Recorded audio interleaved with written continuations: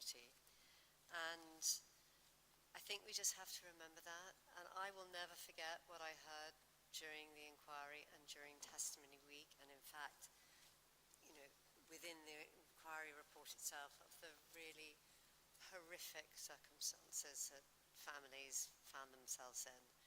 And I just think we just need to always remind ourselves of that. And as the inquiry says, Grenfell should never have happened. It should never have happened.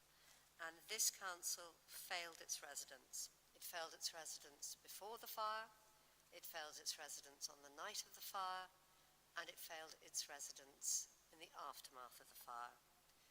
We failed to keep people safe. We failed to listen to what they were telling us. We were warned, and we ignored those warnings. And the inquiry has laid absolutely bare these findings for everyone to see. And I should say, as leader of this council, I accept fully all the findings, and to say, I don't think I've ever read such a withering critique of a system which is broken from top to bottom. It was a wholly Grenfell was a wholly avoidable failure at every single level. And I want to say that this council will learn from this report. It will learn from every single criticism. We will, over the next few months, reflect on what it means for us. We'll listen to what our communities tell us, and we will publish a full and formal response this autumn. And I'd just like to finish by saying we can't undo the harm that we've done, but we owe it to people's families, to neighbours and our communities to ensure that this report drives through the change that this council is absolutely determined to see.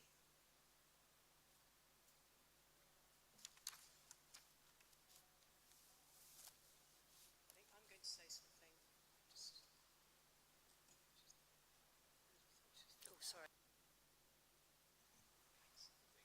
Thank you. Thank you.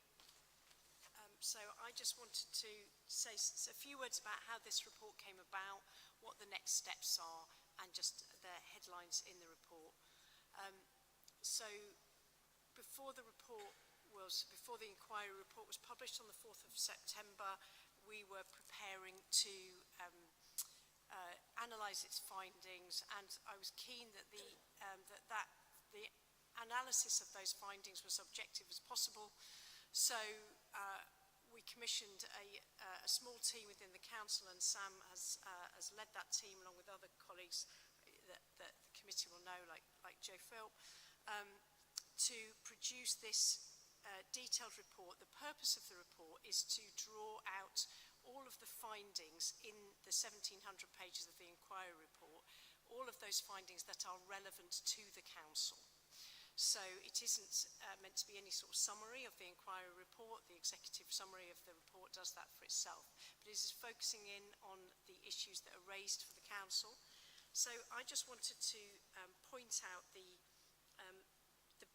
importance of the guiding principles that the team have relied upon as they've done that piece of work, which firstly is to accept the inquiry's findings as truth. So there is no debate about the conclusions of the inquiry. The inquiry's findings are the inquiry's findings. And our job now is to look at what those implications mean for the work of the council going forward and for our relationship with our residents. We are committed to the Hillsborough Charter. In 2017, the council adopted the Hillsborough Charter, which strives then to place the public interest above the council's own reputation and approach public scrutiny with candour and an open and honest and transparent way. That is what the council has striven to do through the process of the inquiry and strives to do in responding to the inquiry. The focus is on the council, and as in developing the council's response, we do not want to sit in a room and develop a council response and do a checklist of progress made against progress yet to be made. Our intention is to work alongside bereaved and survivors and the local community to hear what people want to see in our response.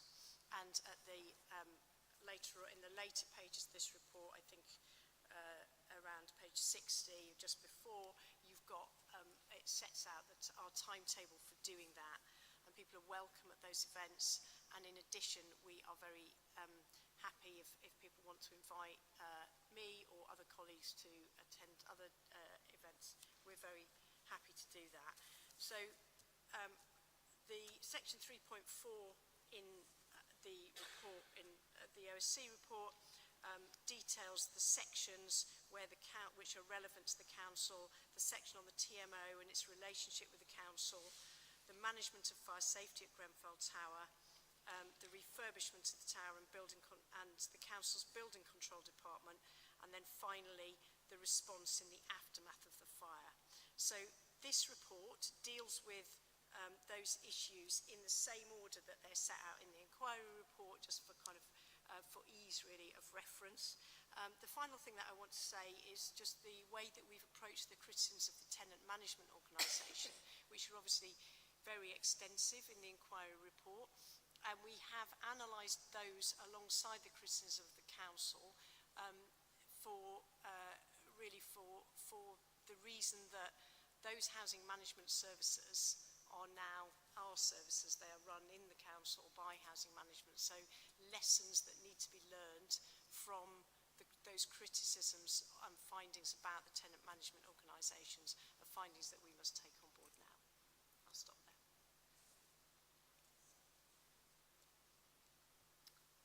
Thank you. For those who don't know me, and I don't have a tent card, I'm Sam Elliott. I'm the head of the Chief Executive's Office and convening the work that Maxine's just described. And I'm happy to answer any questions about the report or the inquiry as far as I'm able. It's the inquiry report is 1,700 pages long. We've attempted to distill it into 55 pages or so, but we don't necessarily pretend it is entirely comprehensive, and there may be things we've missed. This is a listening process and a conversation process with councillors, with staff and with the community, and so we're really keen to hear people's feedback. I would draw your attention to section 9 of the report on page 46 and 47, which just sets out our questions we're asking ourselves moving forward, and that might be helpful. They may be helpful questions to consider this evening, but also in the days ahead. I'd also want to point out there's an email address for the team working on the response. It's listed at the end of the report under item 11, paragraph 11.1, gti.contact@rbkc, and we will accept any written comments from anyone on the inquiry to contribute to our work. But as I say, happy to answer any questions.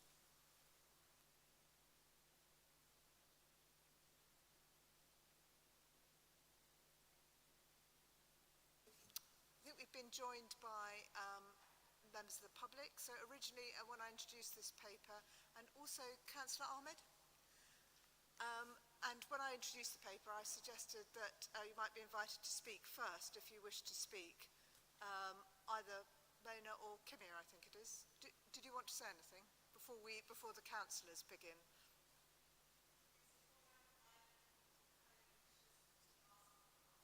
Yes, absolutely fine. Yeah, and Mona, the same with you? Fine, we're very flexible. That's absolutely fine, but if I look as if I'm going to forget, please make sure I don't.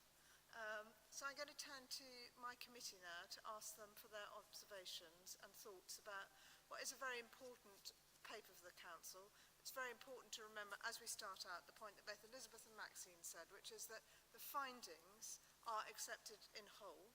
What we're talking about today is how we respond to those findings, and I'm looking forward to your comments on them. Can I start with you, Greg? I'll work round. Thank you very much, Chair, and thanks very much to the Leader, the Chief Executive, and Sam for your introduction. Having only read the executive summary and the recommendations from the main report, I'm not in a position to critique what you've pulled out in the first 52 pages.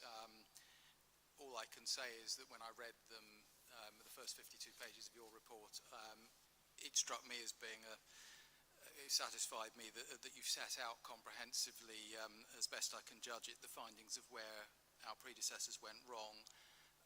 But I wanted to focus on the sort of section 9 onwards, because this does feel like, at the moment, the first half of a report, what went wrong, but what we need to see, and this is where I want to focus, is what we've done about it.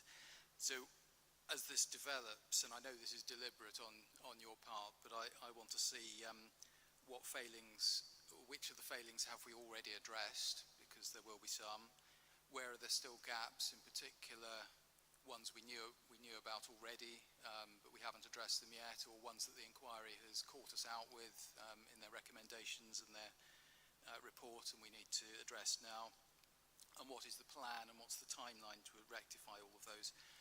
So, for example, just picking up 3 examples, the TMO you've mentioned, it was a unique organisation, but we do as a council also use other third parties to deliver services. So can we be satisfied that the oversight regimes for them is better than has been found in the case of the TMO?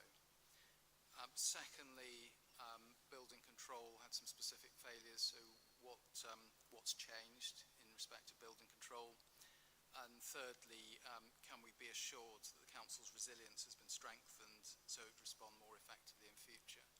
So I think that's the second part of this report, and I'm sure you're working on it, but that's what I'll be looking for and what to come out of this. And I welcome any comeback from Leader and Chief Executive on those points, please.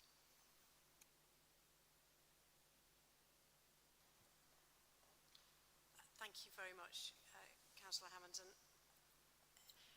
the 3 points you've picked out there, I think, are really, they're definitely in there, really important lessons for the council. Others may have heard me talk about the need for a change in competence and in culture. And I think all 3 of those points relate to competence in contract management, professional competence in building control, and competence in emergency response. And we have done a lot of work over the last 7 years on all 3 of those. If I was to pick out building control, for example, they are a larger service. The oversight of the service from a managerial perspective is much stronger. They have a kind of rigorous regime of continuous professional development now, and the managerial supervision of caseloads is much stronger, with a kind of a much better database underpinning it. Those are really practical steps, but they are steps which, and the other thing which I think is very important is for us to be an outward-looking organisation that learns from others and what others are doing. So our head of building control is part of the network is a key player in the network of building control professionals. On resilience, we have an emergency rota with every single role populated from gold through to logists and emergency rest centre manager, and that rota is live 365 days of the year, 24 hours a day, and every single person on that rota is trained in their roles. That's a really significant undertaking, and it's never complete because you're always needing to train and retrain, practice and exercise, and the inquiry particularly focuses on the need to exercise emergency response, not just to have the paper plans.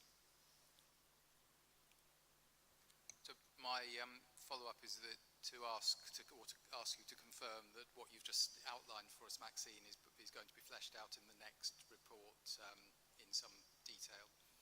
Perhaps we can pick up the culture point later, or somebody else will, because that's equally important to what I was saying. Thank you. Yes, I mean, I think that's some of our contributions will really be suggestions about what should be included in that response, as well as asking you, in some instances, for responses now, like you've just given. But really, we're sort of suggesting what we really think needs to be clearly outlined in that report. I'll be quiet now and turn to... Thank you, Chair. Thank you very much for the report. I've just got one very quick question, which which is on page 53, you've put it under question 6, how should the council measure its progress? And one of the things that I've found over the committee over the last couple of years is that when we're looking at progression in these particular areas, how the council and the council officers are reporting back to committees, and I'll give you the one example, will be fire doors and changing of fire doors. And I've seen on a number of occasions over different committees that the number of fire doors that we control at the council, we haven't had, probably to my satisfaction, the reporting back as to how quickly those fire doors are being changed. And if they're not being changed quickly, what are the barriers to making that happen? And I put that under the question you've done there, how do we measure progress? Because things like fire door safety has jumped off the pages to me as a major issue that we must tackle. Thank you. Comment on that? Yes, certainly. Progress on fire doors is reported, isn't it? It's both reported in our council performance indicators. There's a set of indicators about fire safety, as well as regular reports to Housing and Community Scrutiny Committee. But I am aware that particularly because of the prioritisation around the risk profile of fire doors, you sometimes get different numbers, and I think it is really important that we get that definitive view, and it's a very good example of that. I've got Dan here tonight, so if you've any follow-up after that, Dan, I'm sure we'll pick up.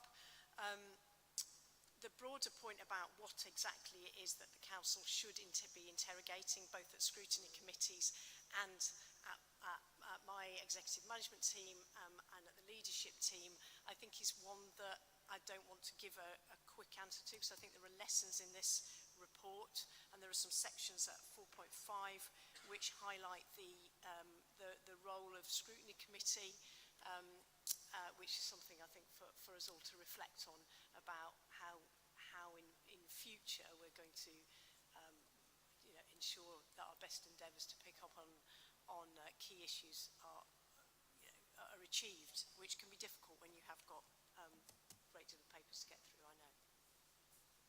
Thank you. Will. Thank you, Chair. First, I would like personally to repeat the leader's apology that we did not safeguard our residents. Moving on to the report, in view of the report only arriving 1.5 to 2 days before this meeting, it's impossible to give, I feel, well-considered specific suggestions at this stage.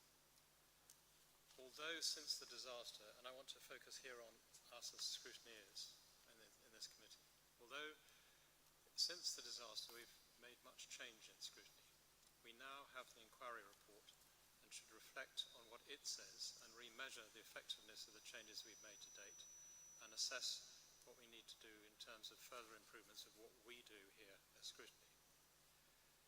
I suggest that we should work with our support staff headed by Jackie Hurd and her team to ask her to structure and also ask for independent external help, probably from somewhere like the Centre for Scrutiny, who've been great assistance to us in the past. The headlines for me include how we wish to work with our residents and how we do, and structure also how we assure ourselves on the technical and operational competence of the council, and how we ensure that we really know what we are told is full and correct. Because one of the things that came out of the inquiry is that evidence was withheld from scrutiny in the past, and we didn't persist enough to discover that. Thank you. Does anyone want to comment on those points? I think you're right. I think that is one of the main, well, not main theme, but one of the big themes in the inquiry report, which is pertinent to us, and it says it in various ways, information that was contained in reports wasn't necessarily correct, but it wasn't independently verified either. sense as to what was happening. There wasn't triangulation. So I think you're absolutely right. That's something that we do need to look at, and we need to really think how we can scrutinise things properly and how reports should be written properly and how we monitor things. So, and I can't reply to you immediately tonight, but it's something over the next couple of months we need to reflect on so that when we do respond, we have a coherent whole answer. Could I have a brief supplementary to ask whether in future we could have a guarantee that we get scrutiny papers on time? Because late scrutiny papers are deliberate the ability of scrutiny to actually scrutinise. I appreciate that. Oh, you're probably talking about the papers today. Not today, because I was going to say it was a huge amount of work to produce these so quickly, so I was going to thank Sam for that. But otherwise, on papers being prepared on time, I'm going to pass that to Maxine to comment on. Yeah, absolutely. Scrutiny papers should be prepared on time. I think this was completely concur with that. And the other thing is tonight is not the only opportunity for you to consider this. This is, you know, our report on the implications for the council. It was, you know, a week of very intense work from the team to produce this, to evidence it, to cross-check, to do all of the referencing. So I assure you it was top priority. It's just it did take that long to write. If as chairman I can just add that I accept the reasons this paper was late. It would have been lovely to have had it on the Friday, obviously sort of 24 working hours earlier. There is a pattern of late papers to the committee which obviously we'd like to rectify because it does impair our ability to scrutinise. But in this instance I was satisfied that it was better to have a late paper and to have this meeting so that we had proper structured input into this report before leadership team and before the council meeting. So Will, your point is very well made, but I do understand in this particular instance why time is so pressing. If you've asked your question, Will, I will turn to Lucy. Thank you. I was just going to ask a question surrounding point 9 on page 53, which was how should the council be held to account, and to sort of understand if there were any thoughts or ideas on this just from reading the report and the broken trust that still exists in that community, how we can feel that we're sort of holding ourselves to account and giving them the kind of feeling that it's not just coming for us, but whether there's a kind of external way of doing that, as well as we've seen with the future Grenfell support consultation, which I think worked very well. But just to understand your thoughts on that, because I think that was very refreshing to read how that was developed, and whether there's, what thoughts are there? Just going to ask Sam to come in. Yeah. So we don't want to prejudge any of the conversations we want to have with the community, with members and experts and staff. But I think the reason we've posed that question is it's clear that there is, and this was brought out at the Housing and Property Housing Select Committee on last week, that there is a leap of faith needed to allow the council to have legitimacy in the areas where it has failed in the past.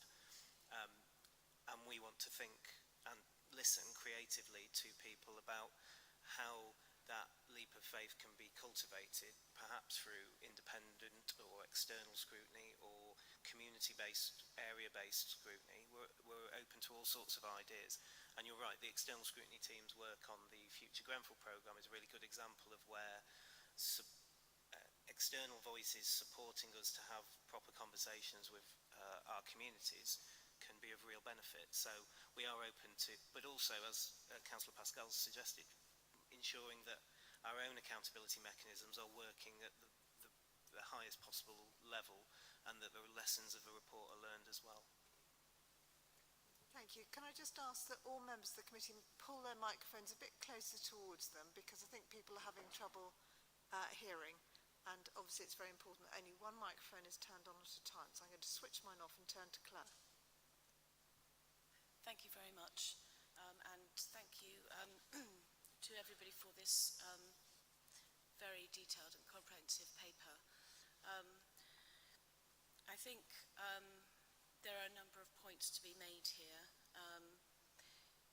To the extent that the inquiry report, the scope of the inquiry report, does not include the last 7 years, I think it's really important that the council does, in responding to aspects around things like culture and the relationship with residents, does consider what has happened in the last 7 years and the harms that have done. And we can see in some of the later papers the problems with engagement that arise as a legacy of those harms, if you like.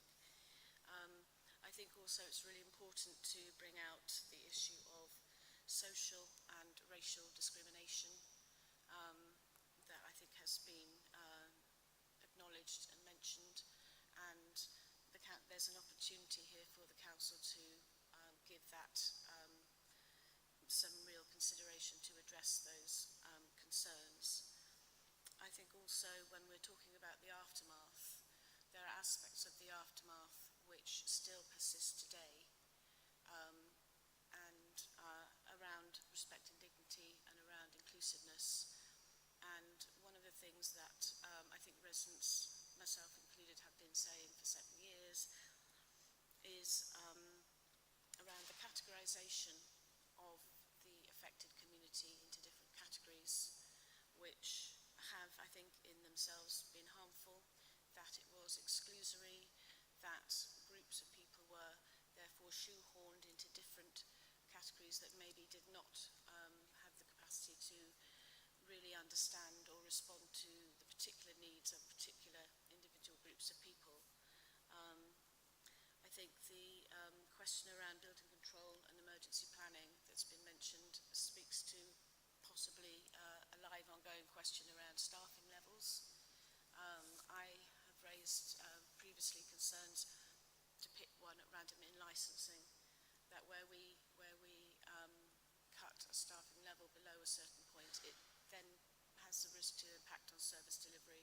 And I think there have been in housing needs as well, and we've seen the complaints go up there. So I think the questions on page 53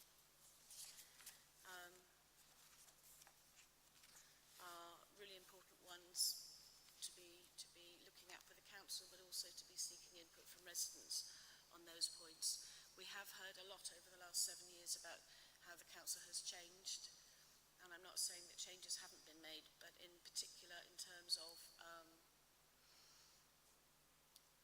the relationship with residents and how it treats and engages with residents. I don't think that residents have felt that by any means, and I know it's painful to hear it, but in terms of housing, when I still hear 7 years later residents in the affected community saying that some aspects of housing management are, and I quote, worse than TMO, I think we should be worried by that.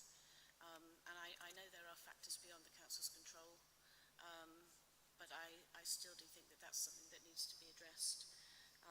And also in terms of scrutiny, I'm nearly finished, sorry Mary. In terms of scrutiny, I think where we can see, I think it's on page 4.55,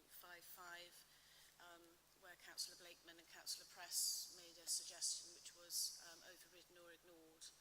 I think it would be helpful perhaps for the council to be looking at why that was, and was it a coincidence that those were representatives of the North Kensington community.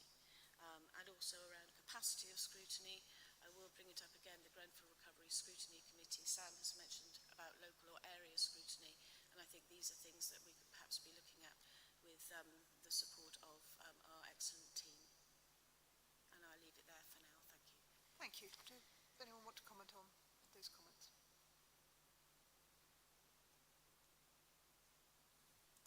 I think there are a series of excellent points that we will take forward into the fuller response, and look forward to working with you and others on fleshing out what that kind of scrutiny looks like. Thank Thank you, and I think it's a very comprehensive report. For me, there are some questions that I actually want to raise later on the external scrutiny and the Grenfell programme, but actually I think some of them carry across here. And one is consultations and the time we give for consultations to really get resident feedback. And we get this, we set a deadline and then we fit things into the deadline as opposed to setting a deadline that is A, realistic and B, achievable, because I think sometimes what happens is that that last phase, as indeed we see in the later report, gets concertinaed, and that actually doesn't help people feel that you've taken them with them on that journey. And I do query that across consultations across the council. I myself have been involved in Nottingham Gate one. There's a Portobello Road one out at the moment. I mean, even last night at the Tenants Consultative Committee, a slide was put up for a consultation. It had a QR code, nothing else on it. Similarly, I was at Portobello Market today. There's a poster on the side of the loos. It has a QR code, or it says text this number. And you're going, if we really want to communicate to people, why are we only using QR codes? Why aren't we setting it all out in detail? I would also like to talk about a conference that Councillor Hammond chaired earlier this year on repairs.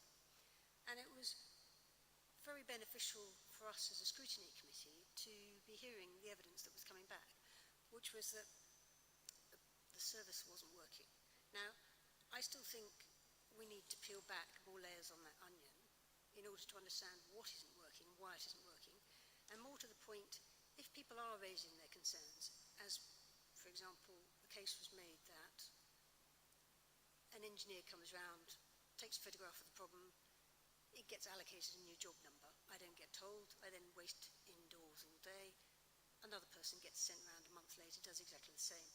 You're kind of going, why aren't we harvesting those complaints and those residents' views to actually see whether there's a theme, an area that's wrong, and actually lots of those points, when we asked how many people had had their problems solved within 6 months, within X months, the response was essentially half the room said hasn't been solved within a year or 2 years, and some said never. And you're kind of going, that is why residents sometimes feel that you're not hearing them, and you're going, why aren't we hearing them? So for me, I think through either this committee or through Housing Community Select Committee, if Claire is willing, I think that would be something that we either as a scrutiny committee or as the council should actually look into in much more detail, both consultations and both residents, and why we haven't taken those forwards.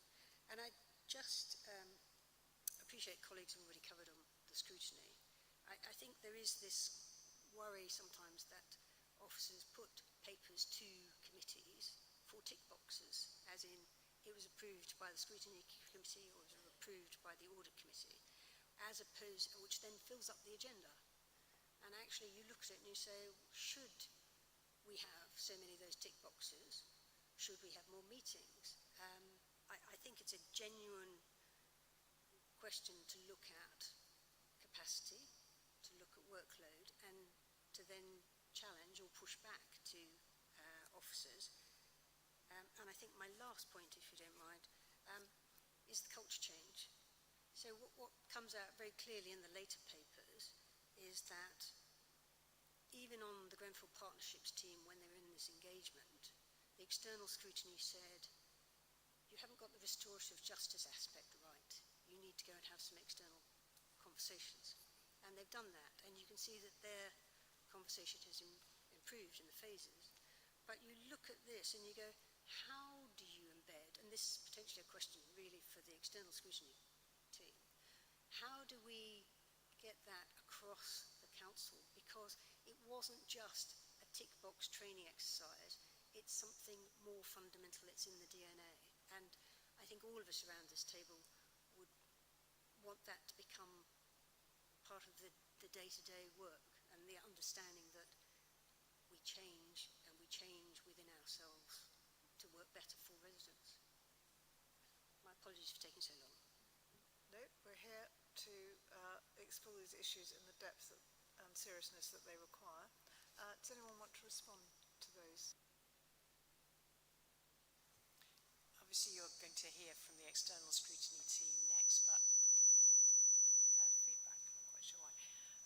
But I guess I think one of the big lessons for the council, as through having gone through the consultation on the next phase of Grenfell recovery, is how to bring those principles of restorative practice into consultation, and actually it makes you much better at consultation. I think the colleagues who've been through that, and a lesson I have taken from it is not to try and hide the wiring too much, but to actually, where there are pros and cons for different options, to really get them out and discuss those with our communities, because you know, it's more of a sharing of the dilemmas, a sharing of the power.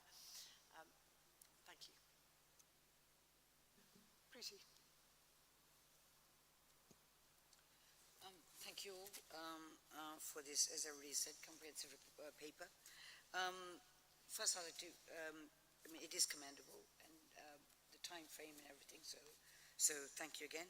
To me, what comes across, well, I'll start off with saying, when I was mayor last year, I attended a few Grenfell events, and I was very pleasantly surprised, because some residents did come up to me and say, thank you very much. We do feel that we're being listened to, but there's still more space. There's a lot for us to learn, which was a great, you know, and thanks to all the officers, everybody involved. But following this paper, one thing that comes, the two things. First, it's residents not feeling appreciated, residents not being listened to. Despite our efforts, but obviously we are not, we are falling apart somewhere. We have all the goodwill, the funding, everything, the time, the effort that we put in, but somewhere there is a gap where the residents do feel that they're not being listened to. Taking Councillor Gardner's point, there's no agency, especially with housing. You know, once something is reported, it goes off, and then it can be a year, and people are passed around. So that's another issue. So accountability and trust. I think that's the thing that strikes me again and again reading this report. And I would really seek a very, you know, firm assurance that we have learned, and we will do everything in our power to improve that and carry on improving forever. Thank you. Any comment? Yeah, I was going to say, I think you're absolutely right, as was Councillor Gardner. We do have to look at consultation and make sure that it's not an exercise, but we're actually talking to people and figuring out what they want, and as Maxine's saying, sharing the problem. So that we're not saying, oh, well, here we are, and here's your solution, tickety-tickety-tick, and this is what we've done over the last 7 years, tick, tick, tick, tick. And I guess that's also why we're going to spend the next couple of months going out to residents to see what they think about the inquiry report and how they feel the council has changed or hasn't changed, and where the gaps are, and what we should be doing about it. So I think you're absolutely entirely right. And unless you have that accountability, you won't build trust. And I think where we have got as a council, begun to co-design services, and you've seen that in the next paper, but we need to see how we do that more across the council. But again, I think I'm getting ahead of myself saying, you know, what are the things that we need to change? I think this report's great because it's just highlighting what's there, and we do need to just take a little bit of time to really think about it and talk more broadly to people to figure out what they think, not what I think of, you know, 5 minutes. Thank you. I want to start my comments with just two particular sections that really made an impression on me in this report. One was the line that our building control was the last line of defence that failed. That really got me. And secondly was the point in 7.42 that those who emerged from the events with the greatest credit and whose contributions only emphasised the inadequacies of the official response, that's us, are the members of the local community. And I think those are words that should resonate with us when we consider this report and our response to it. So for me, pulling out some of the themes that people have dwelt on, I think culture change and our knowledge and acceptance that we haven't gone far enough yet, and I know that you would, the leadership team would be the first to accept that, needs to form a big part of our reflections and response. And the one slightly more obscure one, perhaps, that I pick up is data. There's mention of the fact that we don't have enough data, and that if we do have data, we don't use it properly. And that's partly in our response to the fire and the immediate aftermath, that we didn't have data to deploy. But also, when we're talking about culture change, for example, in housing, we hear lots of complaints both in housing needs and housing management that things get lost or forgotten. Why are we not picking that up with our data? Why are we not showing how we've closed off the loop? I wonder if we need a data strategy as a council. Maybe that's a bit grand and overblown, but we do need a much more rigorous and analytical approach to the information that we ought to have at our fingertips. As a set of scrutiny committees, we have done our best to encourage or to bring KPIs to our meetings. That's been something that we've really worked on the last 2 years. But actually I think it's also very interesting what KPIs are lead members looking at on a regular basis. And should we, as committees, be looking at the suite of KPIs that they are looking at? We don't want to look at them every month. We can't. We haven't got the capacity. But I'd quite like to know, for example, that the lead members know exactly how long each housing application takes, and so on. There's the whole suite. I won't bore the meeting with that, but I really think a more rigorous approach to data has to be part of our response. And I've seen that Claire's raised her hand and then Will, so I'm happy to take further contributions. Key performance indicator. Thank you, Claire. Thank you very much, Chair. I just wanted to make a very quick point on the question of accountability, which has been mentioned. It's a word we hear a lot, and as a community we've been told a lot. But I wonder whether it is worth considering what do we actually mean by accountability. Because I myself have witnessed members of this council, of the leadership, previous leadership, telling residents in the Grenfell community that we're accountable to you. If you don't give us a chance and if you don't like what we're doing, you can vote us out, which I think was not a completely truthful thing to say. So I think when we're talking about accountability, those people in the room will know who they are. When we're talking about accountability, I think we need to be clear, rather than just say we are accountable, what does that actually mean in practice for residents? Because the only people that the Grenfell community can vote out, the majority of them, are the councillors of North Kensington. So we need to maybe think about some other means of operationalising what we actually mean when we say we are accountable. Thank you. Thank you, that's an excellent point. Now can I turn to Mona and Chloe? Would you like to contribute after all of that, Mona? How can we facilitate that? Have we got a roving mic?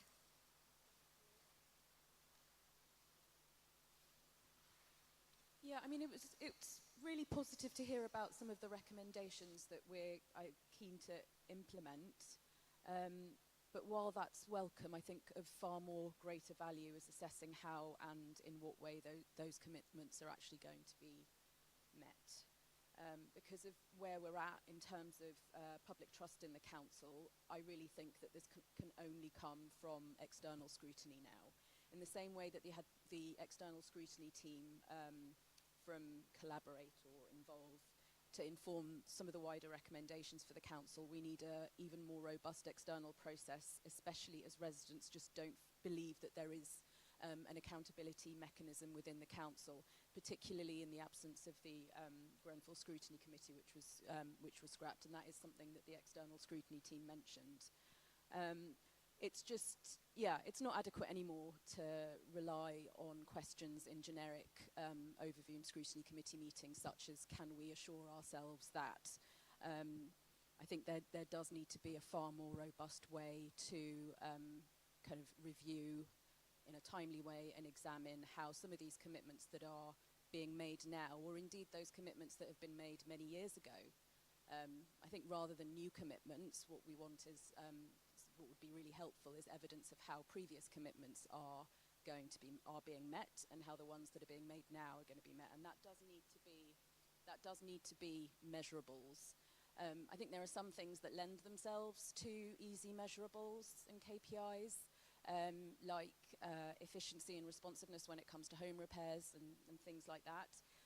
But I think we need a very different approach when we're talking about culture change within senior management. For example, how do we measure improvements in the level of respect for human decency and dignity, which the council demonstrated a lack of when it came to certain communities? These things require more robust ways of sort of qualitative ways to ensure that the commitments that are being made now about listening to residents are going to be met. I think the other thing that I wanted to mention as well is that, you know, the quote that Mary just read out about the response from the local community, those were the same people that were being demonised from certain areas in the council in the immediate aftermath of the fire. And that really does need to be acknowledged in order that we can build trust with those communities. The only other thing I wanted to mention was about some of the points from might be relevant for the external scrutiny report, so I can leave it for that. Thanks. Mona, thank you. Do any of the leadership team want to comment on those comments now, or should we just add them to our deliberations?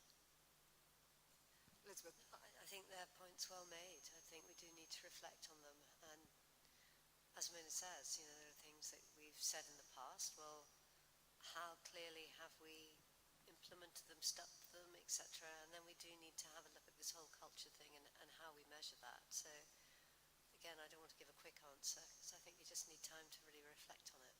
But I think her points are all perfectly reasonable. Thank you. Kimmy, someone produce.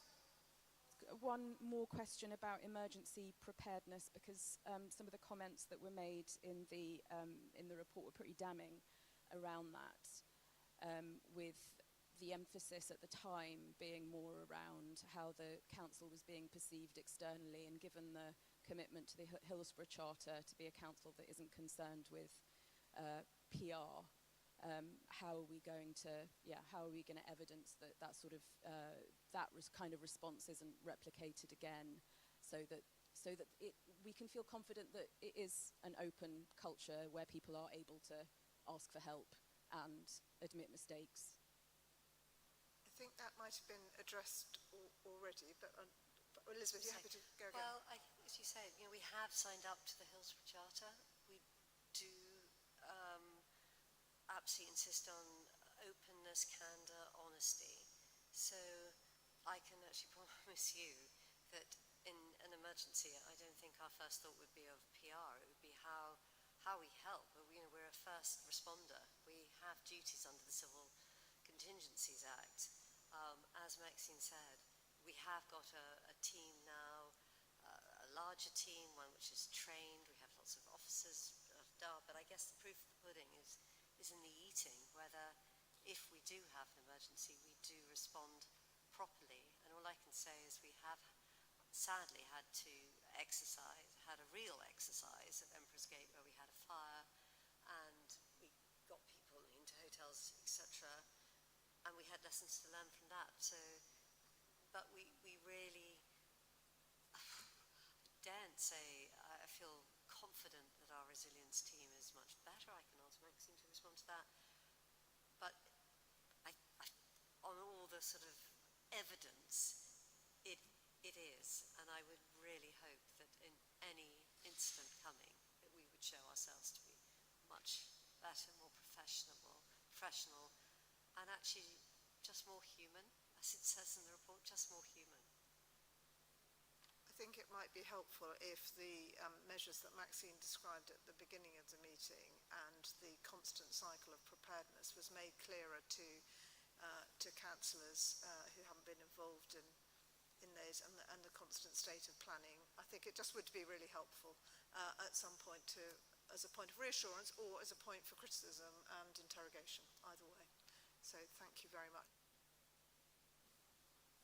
If we could move the mic here to...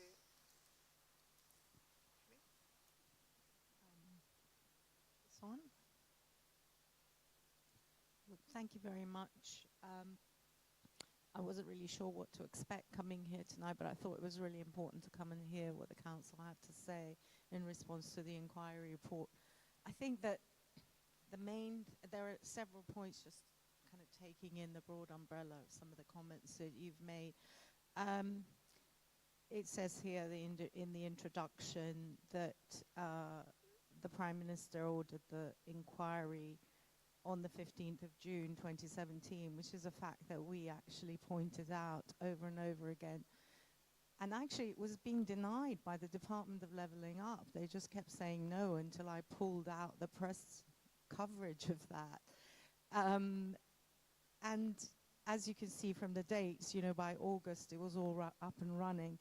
I think when you put it in context, you realize what the biggest opportunity that was lost in this inquiry was looking at the council in the aftermath. The actual module that looked at the aftermath of this tragedy sat, I think, for 3.5 days. That was all. That was it was 1 week. I think one day was cut short. It was 3.5 days of evidence that was taken. And it was limited only to the first week after the disaster. My experience over the last 7.5 years here, pro bono, helping over 266 individuals, which has been confirmed by the council itself, bereaved survivors, next of kin, immediate community, has over the last 7.5 years been grueling. The council still behaves as though there are these high walls that you have to get past, and the things that you say or the experiences you're trying to share or the solutions that you're trying to bring forward are always treated with contempt. Sometimes in some of these council meetings, in fact, when I have come and spoken, I've literally been shut down or treated very disrespectfully, which I've always put on the record. So I don't really think that change is really experienced on the ground, to tell you the truth. I think that a lot of money is being spent bringing neighborhood teams and that sort of thing, but it doesn't really translate itself, because I think the approaches really are not right, and certainly at this point has become rather fatigued. For instance, and some of you talked about the consultations, I think Councillor Gardner, it's completely, people are actually really put off by it. There are these constant notices about yet another consultation, and actually you need to change the language and you need to change the approach. I think that in the aftermath of such a terrible, terrible tragedy that affected a very large group of residents in a highly compacted area, where the scars of that are literally physically present and are going to get worse as we move towards the imminent decision for at least the partial demolition of that tower.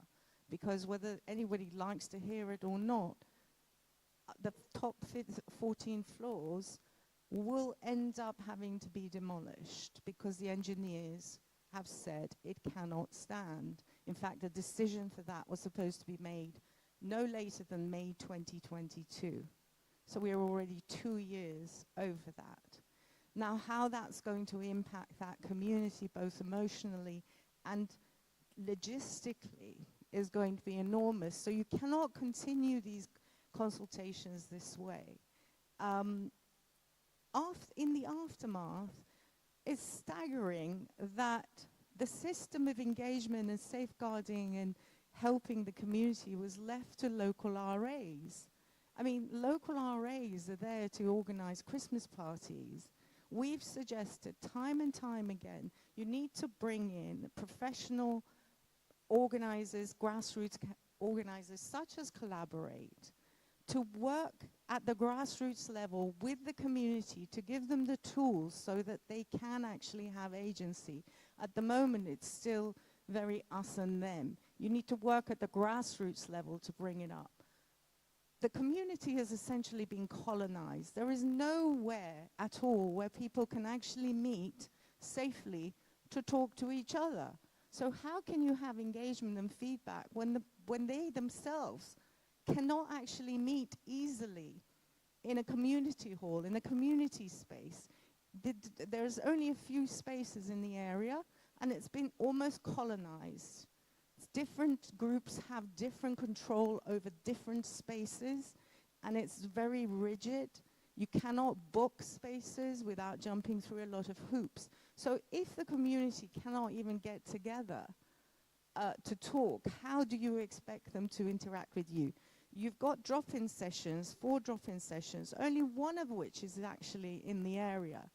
The other 2 are at Morley College over in Goulburn Road, and one is in Chelsea. So I just found that quite remarkable.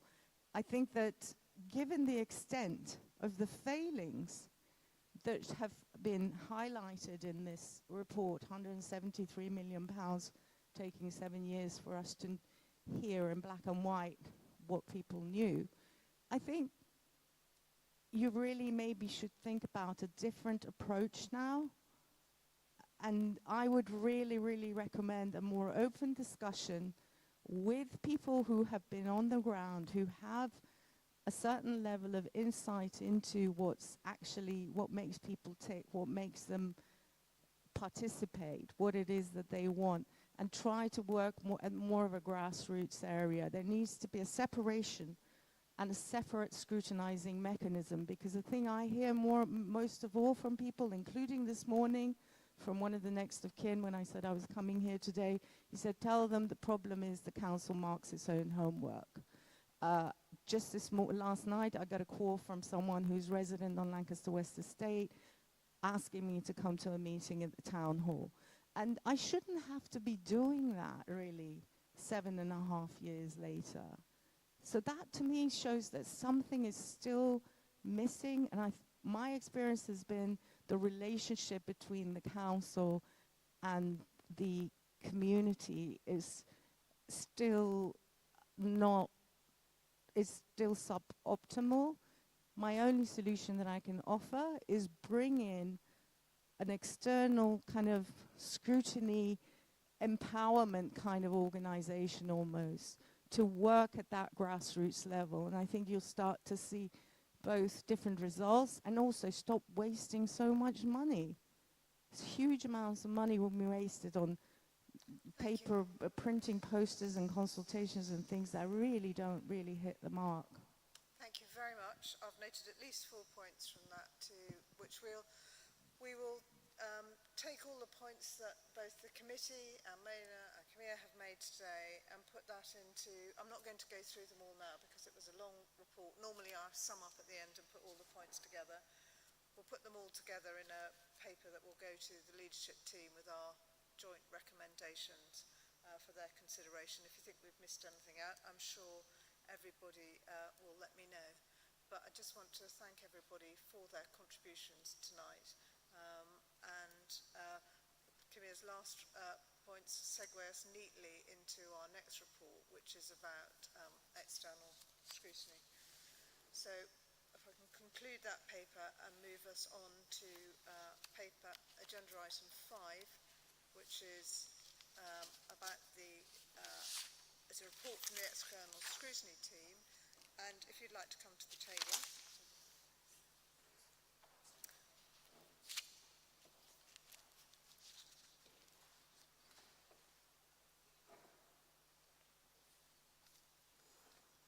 Lovely. Would you like to introduce yourself and what role you've had in the external scrutiny, and then give us an introduction to the paper that we've got in front of us? And thank you very much for coming here tonight. Thank you, Chair, and thank you for providing me with a name tag so everyone can see my name. I'm Sarah Castell. I'm the Chief Executive of an organisation called Involve, which you've heard others mention, Involve and Collaborate. We're two organisations who, as you can probably tell from our names, like to collaborate and work together. We both jointly took on the role of the external scrutiny team because we felt it suited both of our skills. We're a charity, Collaborate is a CIC, and we work to improve participation and citizen engagement and relationships between institutions and people. So we wanted to take on this scrutiny role, which was required as part of the Grenfell support money that came from the civil settlement, and that scrutiny. The scrutiny was required initially of the consultations that the council would be undertaking, and then there's a second part to it which we're just starting now, which is about the monitoring and scrutiny arrangements of the support programme as it goes forward. So that was our role. I'm been really pleased this evening to hear people referencing our report and implying that perhaps people have read it and absorbed it, so we really appreciate that. And we've done our best to summarise what's been a really quite comprehensive and thorough piece of work with lots and lots of different stages and conversations in it, in a way that could be kind of easily digested by this committee and others. I'm not going to go through all the findings because you've read the report, but I did want to say a couple of things about the way we did the scrutiny, and I think that has implications for some of the conversations we've already been having about the nature of culture change that might be needed in the council and ways that that the learnings from the inquiry report can be carried through. So the way we did the scrutiny, and fundamentally I think our overall recommendation, which was about the consultations themselves and their strengths and some weaknesses and some areas of improvement, but also that the wider context that they sit in. Because I think our main contention is that we know that this couldn't be thoroughly restorative. A restorative approach can't happen when you've still got a criminal trial outstanding, when the inquiry report hadn't been published until very recently, when as Kimia just pointed out, when the tower is still there, when the trauma is still very live. A whole restorative justice programme, which was the badging of this project at the start, would not have been possible. So we thought very carefully about restorative scrutiny and what that would look like, and to help the council towards a place where restorative practice could be more embedded in the way that the council did business and in the relationships between those residents who have gone through this terrible tragedy and the council. So our main contention was that this wasn't ever going to be fully restorative, but that the consultations themselves, I think we could only judge to be effective if they were within a broader systemic push towards better restorative practice within the wider council. So we obviously weren't scrutinising all of the work of the wider council, and we know that that's partly the role of this committee, and it exists in numerous places in the council, that kind of the checks and balances in the scrutiny. But we were able to scrutinise what residents told us about the consultation and the process by which it unfurled and what happened. We heard a lot about the wider relationships with the council, which kind of conditioned the way that residents were going to respond to any consultation. So I'll say a couple of words about that. At the start, we were asked to look at, we were given a kind of very broad brief actually by the lawyers, which is not the way that we have never been the way that either of our organisations have worked before. So it was very interesting to start working that way. But the broad brief just said, scrutinise the consultations, tell us what makes them effective consultations. So the start point was to say, well, okay, if you look at just general consultation knowledge and theory from the past, you'll get things like integrity and transparency, fairness and accountability. These are good principles and they're good practice.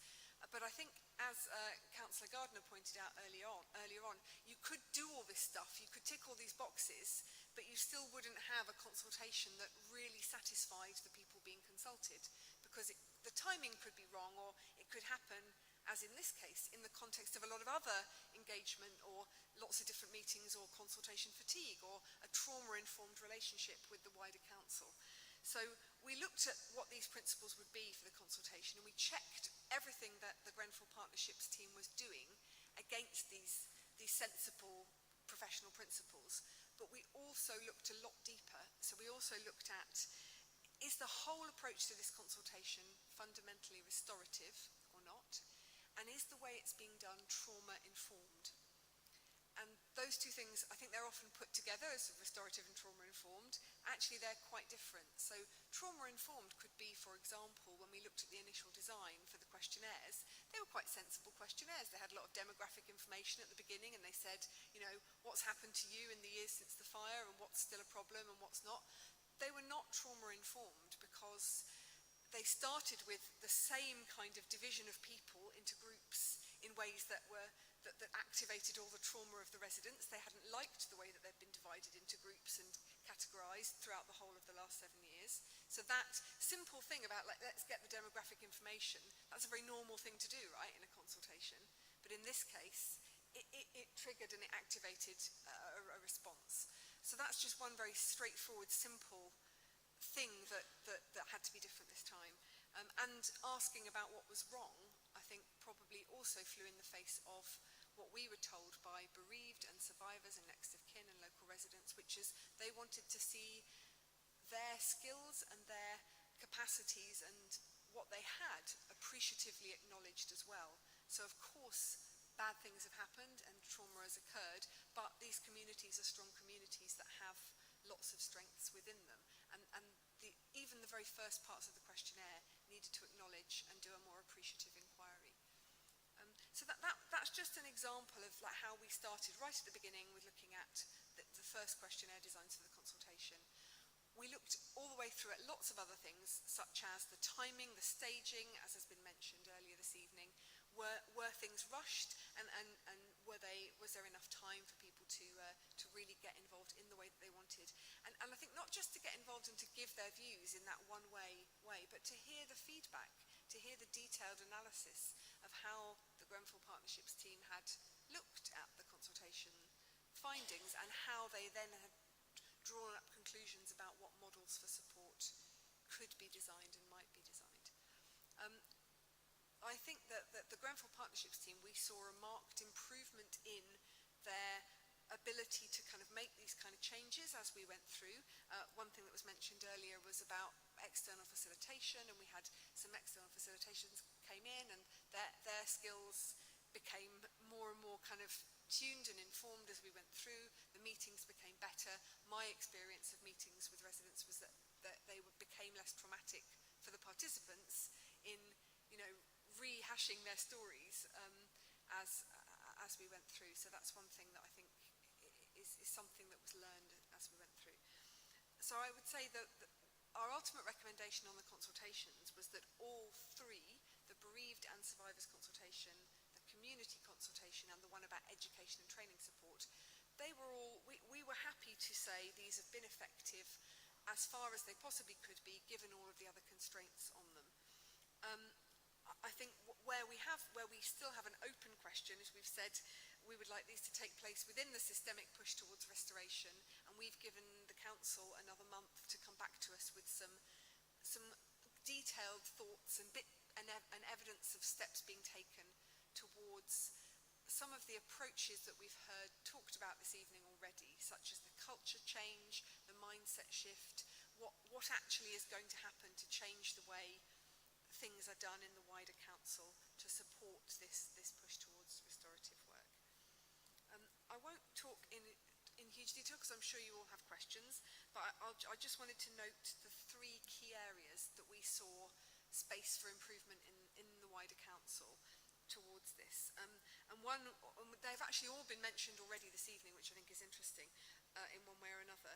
One is improvements to the way the council goes about connecting with and trusting residents. There was this big feeling that well, we can't bring something to the council because almost they don't trust us already, and that there aren't spaces for us to be heard out with these kind of specific one-off consultations which happen very regularly.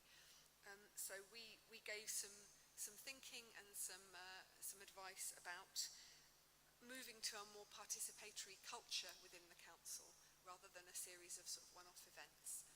And I can say more about that if you like, because there are lots of other councils who are moving in that direction, and there's lots of useful learning, I think, that can be taken on. The second piece was around service delivery in the round from residents. So again, we've heard about things like problems in housing, problems in health services, those wider determinants of health and well-being. The people in the consultation told us very clearly, however good the support programme is, if I'm living in a bad housing situation and my mental health is suffering, giving me some support for my mental health is like a very strange kind of traumatic experience where I'm being given with one hand and taken away with the other. It felt like quite a sort of abusive relationship in some ways. So there was that around the service delivery. And our final point, I think, was partly, I think, to acknowledge the work that Callum and Joe and the team of the Grenfell Partnerships team did. They were really trusted, I think, by all the people that we spoke with, and clearly put lots of effort into working with the teams. But because they were the fulcrum between a wider systemic process which isn't restorative, it's not anybody's individual fault or blame, but we're not, the system of the way the council works is not inherently restorative, and the partnerships team were trying to do something more restorative, and that is a great pressure on any individual team. So we wanted the restorative approach to move out to the wider council rather than be something that almost a team is tasked with doing. That, I think there'd be a temptation to go, great, well, we'll just get Callum's team to do more of this. And actually that, I think, will be not the solution to the challenge.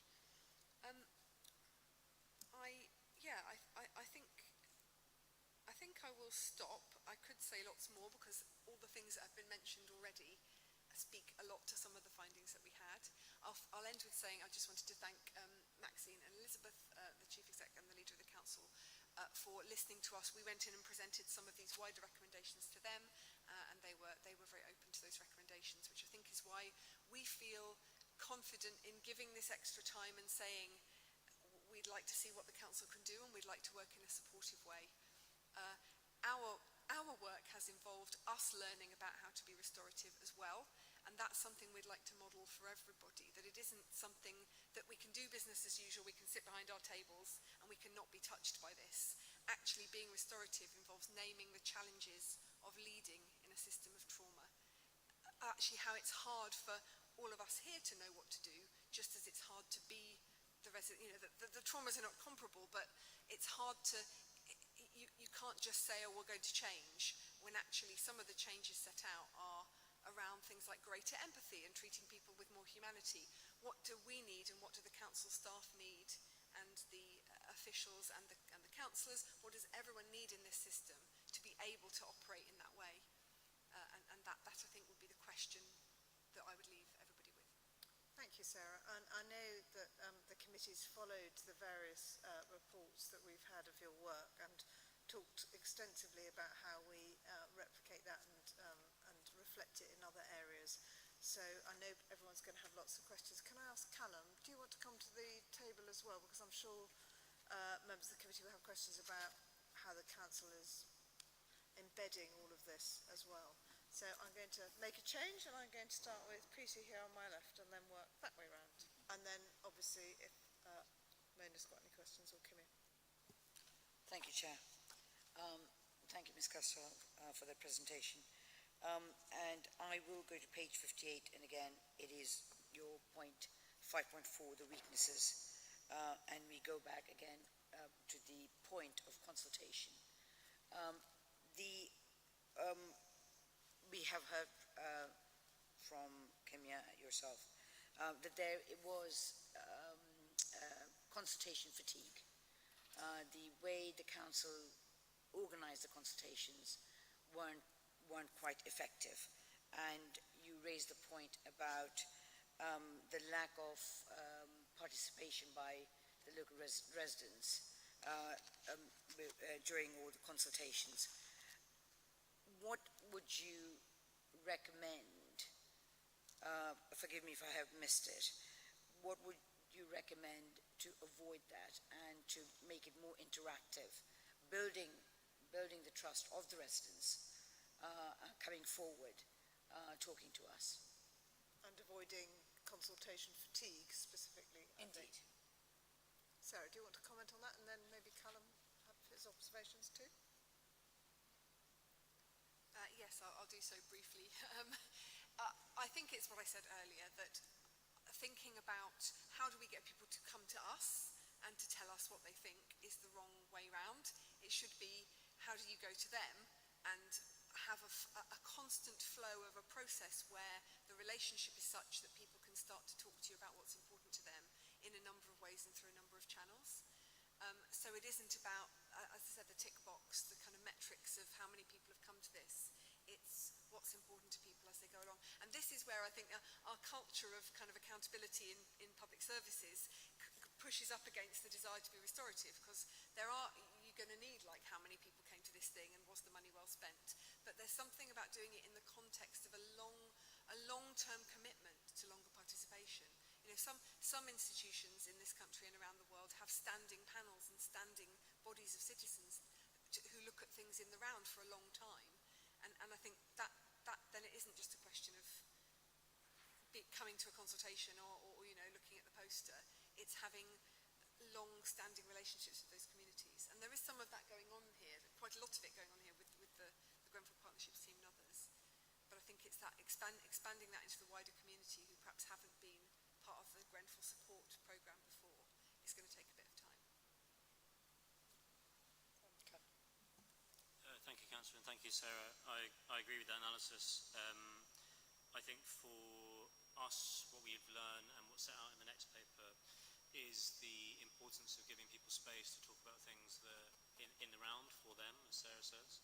I think too often as a council we've improved positively in terms of the amount of things we consult about and the amount of opportunity we give to residents to share their views, but too often the arrangement is still positioned on a scene that we've set, rather than giving people the opportunity to talk about things that matter to them at that point. And that is to do with the regularity of relationship and how we bring some of that together.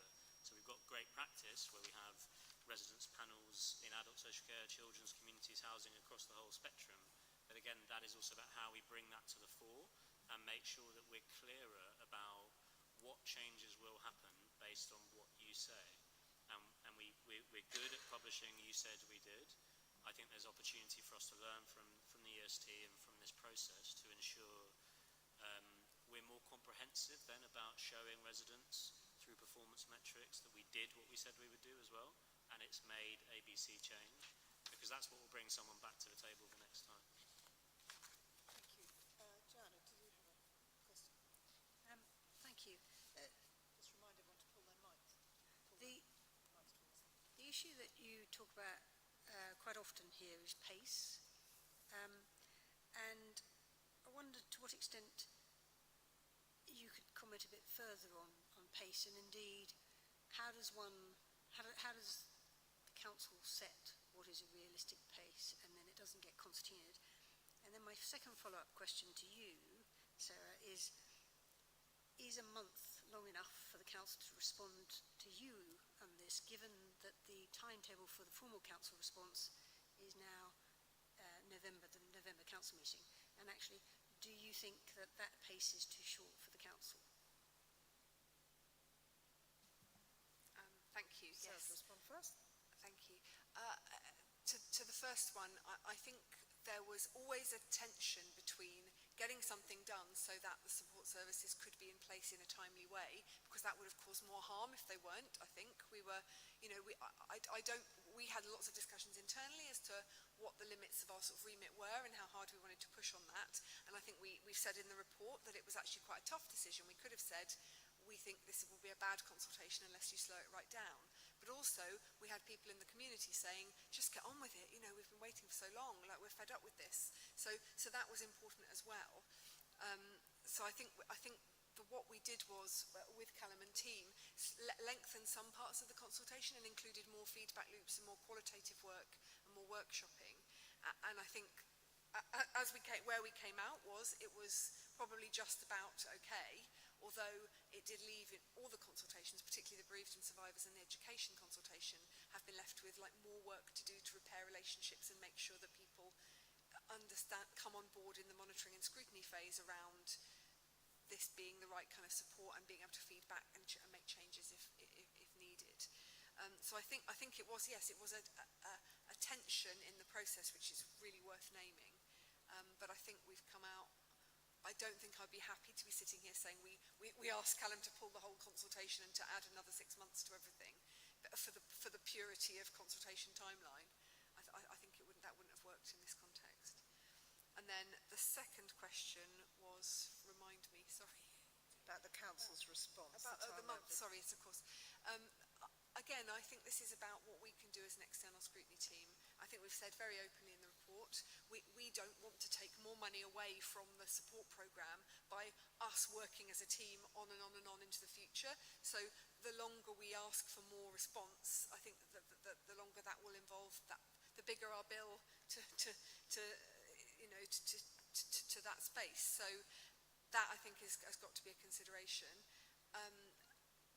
I don't think the month is enough for the council to do everything, but I think a month is enough for us to be able to see whether there is a true intent to learn and to put things in place. And the monitoring and scrutiny, which goes on then for the subsequent year or so, will then be able to have a look at what, whether that's actually being.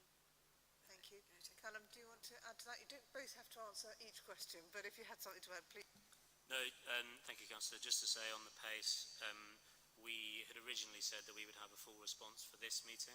So the only reason we have asked for an additional month, which I think is a reasonable timeline, is because many of the EST's recommendations align with some of the findings of the inquiry report, and we think it's really important that we draw those two together and we don't rush one and we take account of both, because one is talking about our practice now and one is talking about our practice then.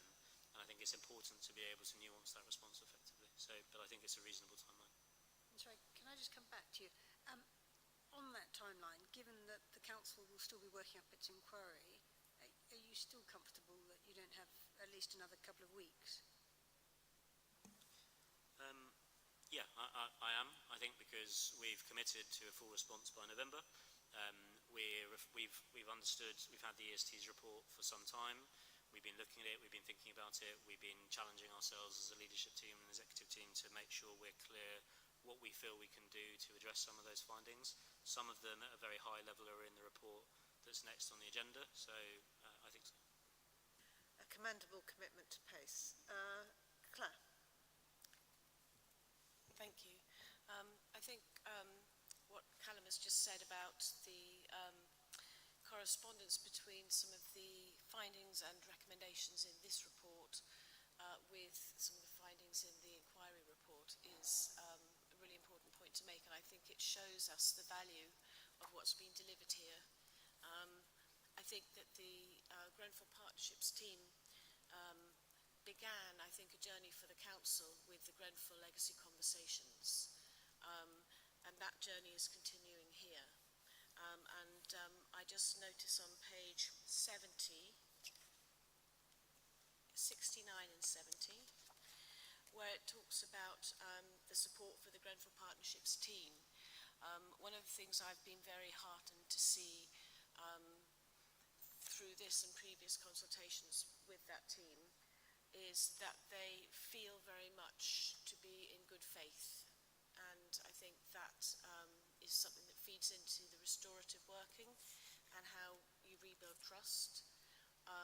But I also think it contrasts very strongly with what residents would previous to this call a consultation. And I've been pleased to see that with this external scrutiny team and with the commitment of the genuine commitment of the Grenfell Partnerships team, those two aspects I think have brought together what is as good, as near to a gold standard of a consultation as I think we can hope for, especially with the constraints around this particular piece. I think in terms of the level of engagement with the Grenfell community around the immediate local area, it is noted that that is low, and I think we need to acknowledge the fact of why that might be the case.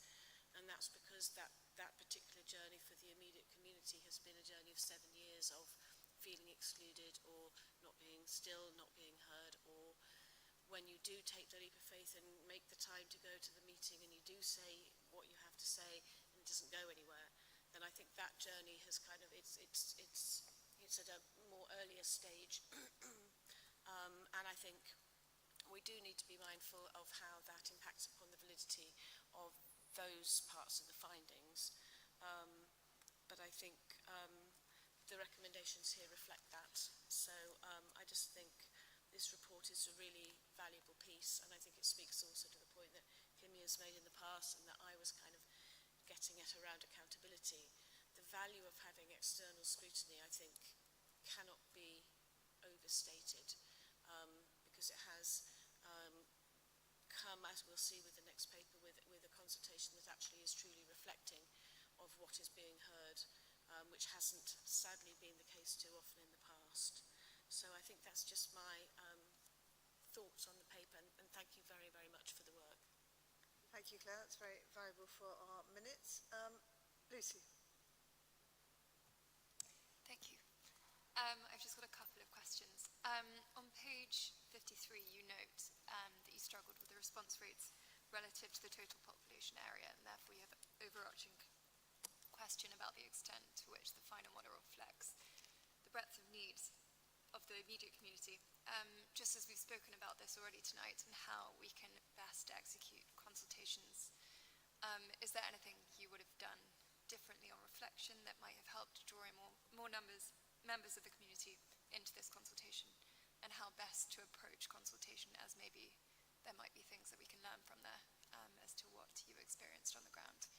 I can do my other question afterwards. Sarah, do you want to respond to that? Is that one for me? I suppose I would reflect that asking again about response rates and how do we get better consultations, those are really important questions, but I feel a little bit like those aren't the most important things here. The most important things are how do you build better relationships with people through the services that you deliver, through looking absolutely rigorously through that lens, for example, which was brought up in the inquiry report and also in our report about people who feel they've been systemically minoritised or subject to kind of racial biases or those kind of things. That I don't know. I just feel that question is a very consultation-y sort of question, and it's kind of I would say the way to get a better consultation is to not think about those things so much, but to think about the long-term relationship building. I hope that doesn't sound like I'm sort of doing a cop-out, because I could talk to you about a load of kind of survey things, but I think it's I think that's still the slightly tick-boxy mentality, which is the thing that we're trying to challenge to a certain extent. I hope that's a fair comment. It sounds rather mean, as I say it. And then the other thing that I picked up on was in 7.3, which I think probably is more for Callum, where you speak about how the council can improve the way it connects with residents, and notes that one of the biggest themes that came up across both consultations was a perception that the wider council is not visible enough in general, and that we do not make spaces to listen without an agenda, was what they noted. I just wanted to understand your views on this point and what we are doing to change that perception, and maybe events. Is that a question for Callum? Settings, yeah. Thank you, Councillor. Yeah, I think it's a fair reflection. I think it builds on the answer I gave before about it being specific consultation orientated opportunities rather than the opportunity to have sort of more in-depth conversations in ways that people feel comfortable participating in. I think there is, I think one of the things I'm interested in doing from a communities department perspective is reviewing the Charter for Public Participation and ensuring we can try and deliver some of the feedback that Sarah's talked about in terms of really driving that participatory approach, trying to be more present. I know that we've spoken about it as a leadership team and as an executive team about ensuring that people understand that part of our responsibility is to serve our residents, and that needs to start from the top and go right through, and that's embodied by many of our leadership team colleagues. But we need to do more of it, and we need to make time to hear from residents and to be present and to be seen, and to really make sure that we see that as a key priority for our deliverables by building trust and by building visibility. So I'm hopeful that when we have the full response in October that you will see that we will have some clear commitments in that space. Thank you, Callum. Can I pass on to Will?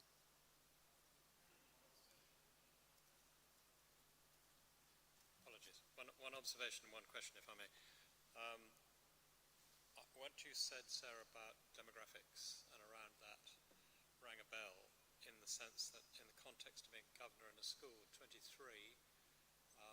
the Ofsted guidance and keeping children safe in education put the responsibility on governors of enabling or help to enable every individual child to reach their full potential. And it wasn't a question of what was wrong or what the problems were, it was how do you help them achieve their full potential as an individual. And it seemed that you were, if I'm correctly interpreting it, that you were saying that rather than categorizing people into boxes, they should be treated as an individual, respected, and helped to fulfill their own individual potential. That was the observation. The question is around the reference you make to implementation and in the recommendations. And my question is as to whether Callum and your team are sufficiently resourced in terms of what one would call finance and people, but also perhaps better, more importantly, sufficiently supported by all those in the officer corps, particularly the executive management team, to ensure that you're able to do that. Thank you, Councillor. Yes, so the following paper, that I guess we'll turn to in a second, so I won't go into all the details, sets out where we are in implementation. I think it's been really helpful to have the external scrutiny teams challenged to ensure that resident and bereaved and survivor opportunity for further engagement didn't stop when the consultation model was agreed, that it continues right through until delivery, which is things we've done in aspects, but not to this level of focus. So we've really enjoyed that process, and colleagues were doing sessions earlier in this week. Much like running 3 consultations at once, running 3 implementations at once is resource demanding, but it's been great to be supported through both the inquiry prep and through this work across the full council. So, yeah. Thank you. Can I just remind everyone to be succinct, because we've got 2 very important further papers to go, but whilst we do need to give this paper plenty of attention. Thank you, Chair. Just 2 very quick questions. The first one is on page 53, and just want to make a comment. We've heard from both Councillors Hudd and Councillor Knight. The paragraph 5.4, there was a low response rate relative to the total population. That's been mentioned before. I'm a bit concerned by that on the basis that at previous scrutinies, I think, Callum, you've given us the list of people in the cohorts that we know specifically who those people are. So I would have expected us to be able to go directly to those people to get their feedback, because this is a very special group that we should be spending a lot of time and effort actually reaching out and hearing from. So I was a bit concerned about low response rate, but I think you've tackled that. And then my second question was on page 32, the first paragraph at the top in bold.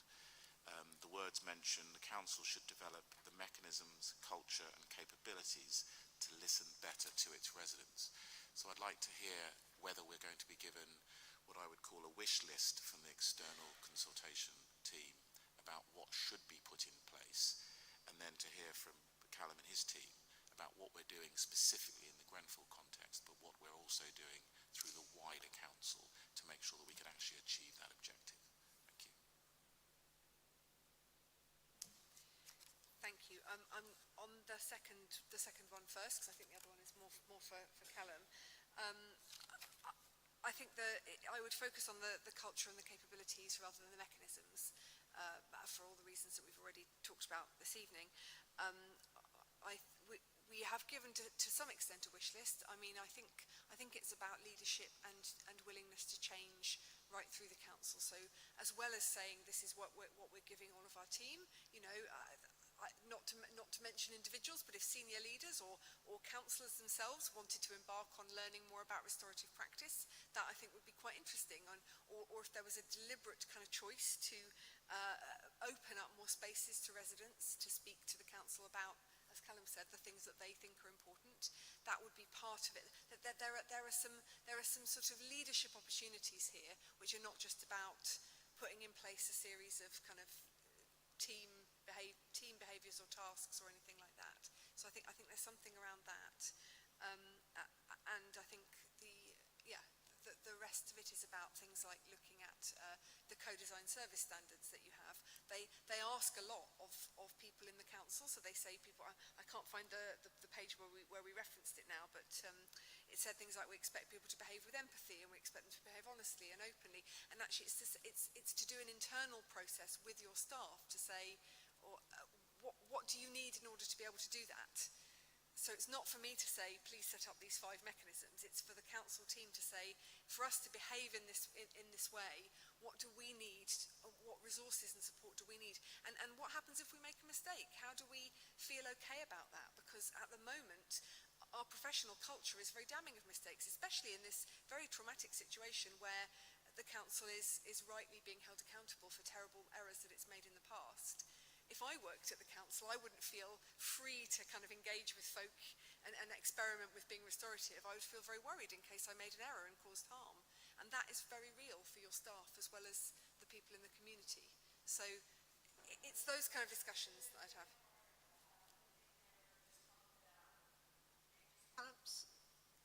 Callum, are you going to respond? Yeah, thank you, Councillor. Just on, I'll build on Sarah's point and then I'll come back to the first point if I may. So I think what we've got at the moment is sort of co-production and consultation partners in practice and standards where we roll it out where we roll training out across the council to ensure that all colleagues understand the sort of public value of consultation. They don't see it as an afterthought. We try and improve that practice. That sort of led to, as I say, I think quite significant progress from sort of 2017 standard of consultation, but absolutely there's more that we need to do. We need to do more in the space of building a better understanding about the benefits of restorative practice across the council. So a lot of what we've talked about that Sarah's identified is about power and where power sits in a relationship. And I think particularly when you look at the history of Grenfell, the history of how some of the community feel about the council, if we don't proactively address that power and that sense of power imbalance, I think it's both difficult for people to want to come and participate and believe their voice will be listened to. So we need to go further than the normal consultation training in this council, and we need to look at how we can improve people's understanding of that. And I think we have really learned and seen the benefit of both independent facilitation and the opportunity for training for our communities, because I think there is something about being able to understand the breadth and possibilities of how we can improve our voice being heard. And I think we shouldn't just use independent facilitation when there's something that we want to convey that's difficult. There's something about being able to do that with the community on their terms as well. So, but as I say, these are early thoughts that you'll have the full response to in October. The only other thing on the low response rate, which we completely acknowledge, the immediate community is a significant body of people that we need to build relationships with, and they are fundamentally important. The points I've raised in previous committees about population we know, the bereaved survivors, so there, that comment isn't about them. There we had a high response rate, and that's partly because of the years we've been able to work with them and the difference that's made. And I think that speaks to Councillor Simmon's point about the fact that for many people in the community, we're much earlier in that journey of us making enough effort to really rebuild those relationships, and two, people being willing to trust that difference will come from their engagement. And so I view that as something that we need to tackle and continue to evidence, and hopefully that number would increase as we can deliver for people in the years to come. Thank you, Callum. Greg. It's on. Thank you, Chair, and Sarah, thank you very much for coming, and to the whole team for your very thorough work and the report. I just wanted to understand just a little bit more about the external scrutiny team itself, and if I've understood page 103 correctly, you're appointed as part of the Global Settlement Agreement and you're funded by the civil claims. So I wanted to know what the lifespan of this work is, and presumably there are competing demands for that funding. So for how long do we benefit from the degree of oversight that you've been able to apply over the time span of preparing for this report? Or is it the case, as I perhaps understood from your answer to Councillor Gardner, that your work comes to an end next month when we get the final report from the Council? So that's my question for you, Sarah. And for Callum, we've heard a couple of references, more than a couple of references from you about to the Council's response next month. I just wanted your assurance that you were on track to deliver the final response by the extended deadline. Thank you, Sarah, and then Callum. Yes, we were appointed in the way that you describe. There are two parts to our work. The first was the scrutiny of the consultation specifically, and the second is the development of mechanisms for monitoring and scrutiny of the future support programme itself. So we have almost finished, as you rightly say, the first part of that, and we will do one more report, then we'll be finished with the scrutiny of the consultations because they've been done. We will work with we'll work together as a team with our colleagues involved in Collaborate, working together for the monitoring and scrutiny piece. There is a finite body of resources for that. We've made a proposal and we've been given a fixed price contract effectively. So we're not kind of carrying on and carrying on. We have a budget for what we have to do, which we would talk about if we didn't think it was enough or we didn't think it was well enough to do the work. But we think that gives us a kind of a good ability to look at the process of monitoring and scrutiny over the next year or so. What we would like to leave the community with is, as has already been alluded to, something that stops the need for reliance on external consultants forever and ever and ever. I think there's something about giving agency and ability and capacity to the people who are there on the ground to be able to speak to the council directly and hold the council to account. Thank you, Sarah. Callum. Yeah, thank you, Councillor. And the only other thing to add to that funding point is there is money available through the restorative justice funding that the Council are one party of the funders for, to facilitate external scrutiny or scrutiny of some form through the whole 4 years of the restorative justice programme. So Sarah's right, the particular contract with this external scrutiny team to get us to where we are has a current end date. And then I think part of what is being delivered is what at the moment by Collaborate colleagues is what should that long-term scrutiny system look like, and there is money available to try and deliver that. On your second point, I mean the paper that we'll turn to in a second has some immediate responses already, and yes, I'm confident. Thank you.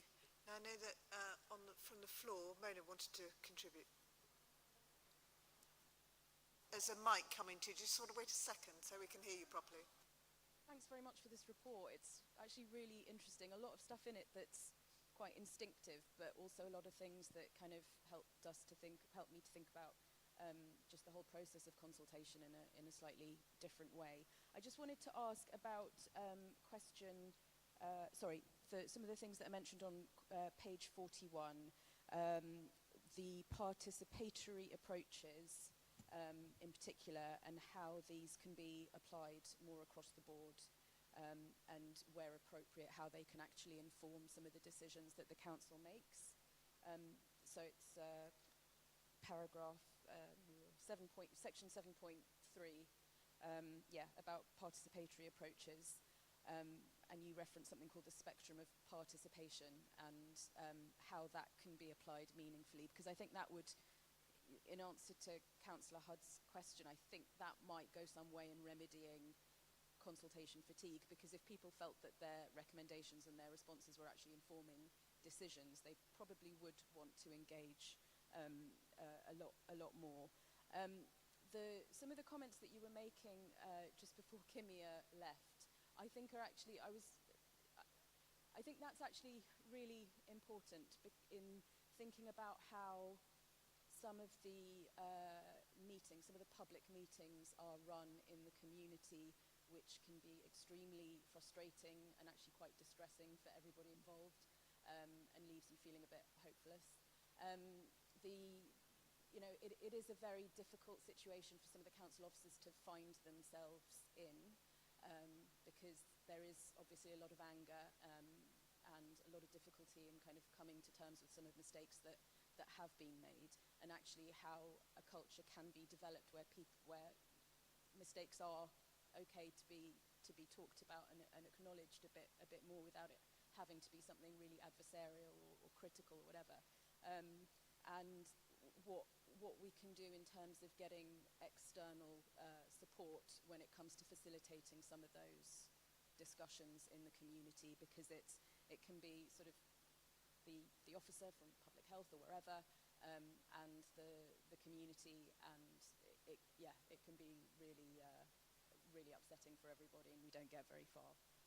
And then I just wanted to mention the holding space for the community and external facilitation, and I also wanted to mention the public commitments on equality and diversity, and just to reference the fact that that is an area that we've identified that we do need more transparent assessment of progress and learning in that area, because that's something that's missing. It's the second to last paragraph on that page, on page 41. So that is an example of a commitment that was made, and very limited feedback as to how it's being implemented or responded to. Thank you, Mena. Shall I might make a few points myself, and then perhaps we'll wash up. I was just, one thing this committee has been concerned with all the way through is sharing the good practice and learning from this whole process. And so, the page 70 was a bit disappointing that, still we're finding that there's a different experience through different parts of the council. And that's a challenge that I really think that we need to take on. I wanted to pick up on something Sarah said about not being too nitpicky really about the numbers in consultations. And actually, I wanted to come back on that because I feel very strongly that we need to hold ourselves to account. And one of the things I liked about the reports that we've been receiving is that not only are we getting the raw numbers, we're getting a bit more detail about the spread of the participants in terms of, so that we can see if there are groups that we're not reaching. So I suppose I want to push back a bit about numbers. I understand that it's about quality as well, but I think one of the important ways of holding ourselves to account is those numbers. And I wanted your reflections on that. So.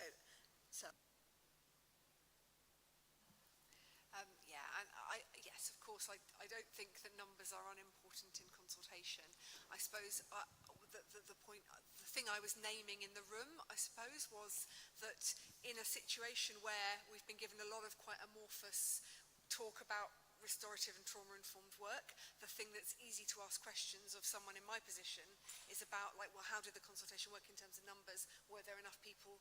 How did they come in? Can we be sure that we've properly, consulted with the right number of folks? And I think that is a really important thing, but it also keeps us all very safe. It keeps us in our roles as this kind of scrutiny, of the scrutiny of the mechanism, rather than the scrutiny of the behaviours and all of our own behaviours as well as professionals in this space. So I'm not trying to be adversarial about that. I was trying to name and point out an interesting feature of a scrutiny process which focuses on those mechanisms. Yes, it is very important to know who you're talking to, especially if you want to be better at working with folks who you have reason to believe have been minoritized or treated badly because of the group that they belong to. That's absolutely vital. But I think that was the point I was making, rather than... That's reassuring, thank you. You wanted to add? No, I think that's... I did have one question, sorry, from Councillor Thaxter, which was, after the governance review in 2018, does the council accept that it got some things wrong in that response, and needs to give communities real powers to hold the council to account? Do you want to reflect on that 2018 review, kind of just briefly? Yeah, thank you, Councillor, for sharing Councillor Thaxter's question. I think there's a lot in Councillor Thaxter's question, a lot in that aligns with some of the feedback from the inquiry's response in terms of the importance of having good governance arrangements, good scrutiny functions, and the importance of officers and lead members adhering to those processes. So I think it's probably best to reflect on that question when we actually pull together the full inquiry response, but I think it's definitely a very pertinent question. That's very helpful, thank you. I'm going to bring this paper to an end because we've got, as I said, two very more important questions. I think we've raised, we've clearly found that the external scrutiny process was very helpful. We've drawn out a number of things that we feel we need to learn from it, and that will all be summarised in our minutes. So thank you very much, because you've given us a big time commitment to come here this evening. Thank you very much, and thank you to Callum as well. And we'll draw that to a close and move on to paper 6, which I think means Callum doesn't move from his seat, the future of Grenfell support. And Joe, are you going to come and join us too? Excellent, thank you very much. Would you like to give us, in light of the late hour, a brief introduction to this paper, which is a very important paper, like all of our papers? Thank you, Councillor. Yeah, just a super brief introduction is to say that this paper attempts to give an initial response to some of the EST's recommendations and provides a broader update in terms of the implementation of those 3 consultations. It provides a bit of additional detail that has been shared with leadership team reports to the Scrutiny Committee about the exact final outcomes of the final stages of the consultations in section 4, and gives initial reflections as to how we're going to take some of this work forwards, both within the department for our Grenfell work and as we go forwards for the broader council. Thank you. Sorry, I should have invited Sarah to come and join. Do you want to come and sit here as well, Sarah? If you'd like. Wrong Sarah, Sarah Attenborough. Sorry. That was very confusing of me, I do apologise. And I would invite Elizabeth to sit here. Okay, I'm going to start with questions. Start with Greg. Thank you, Chair, and thank you, Callum and Joe, for the paper. I welcome the progress, and I commend the time and effort that's gone into consulting and co-designing this new model. It's been a long time coming, but excellent to see it now. I want to focus in with my questions specifically on the bereaved and survivors. I know there's a lot of other parts to the paper, and others might ask questions about those. And I welcome the new model, which starts at paragraph 3.15.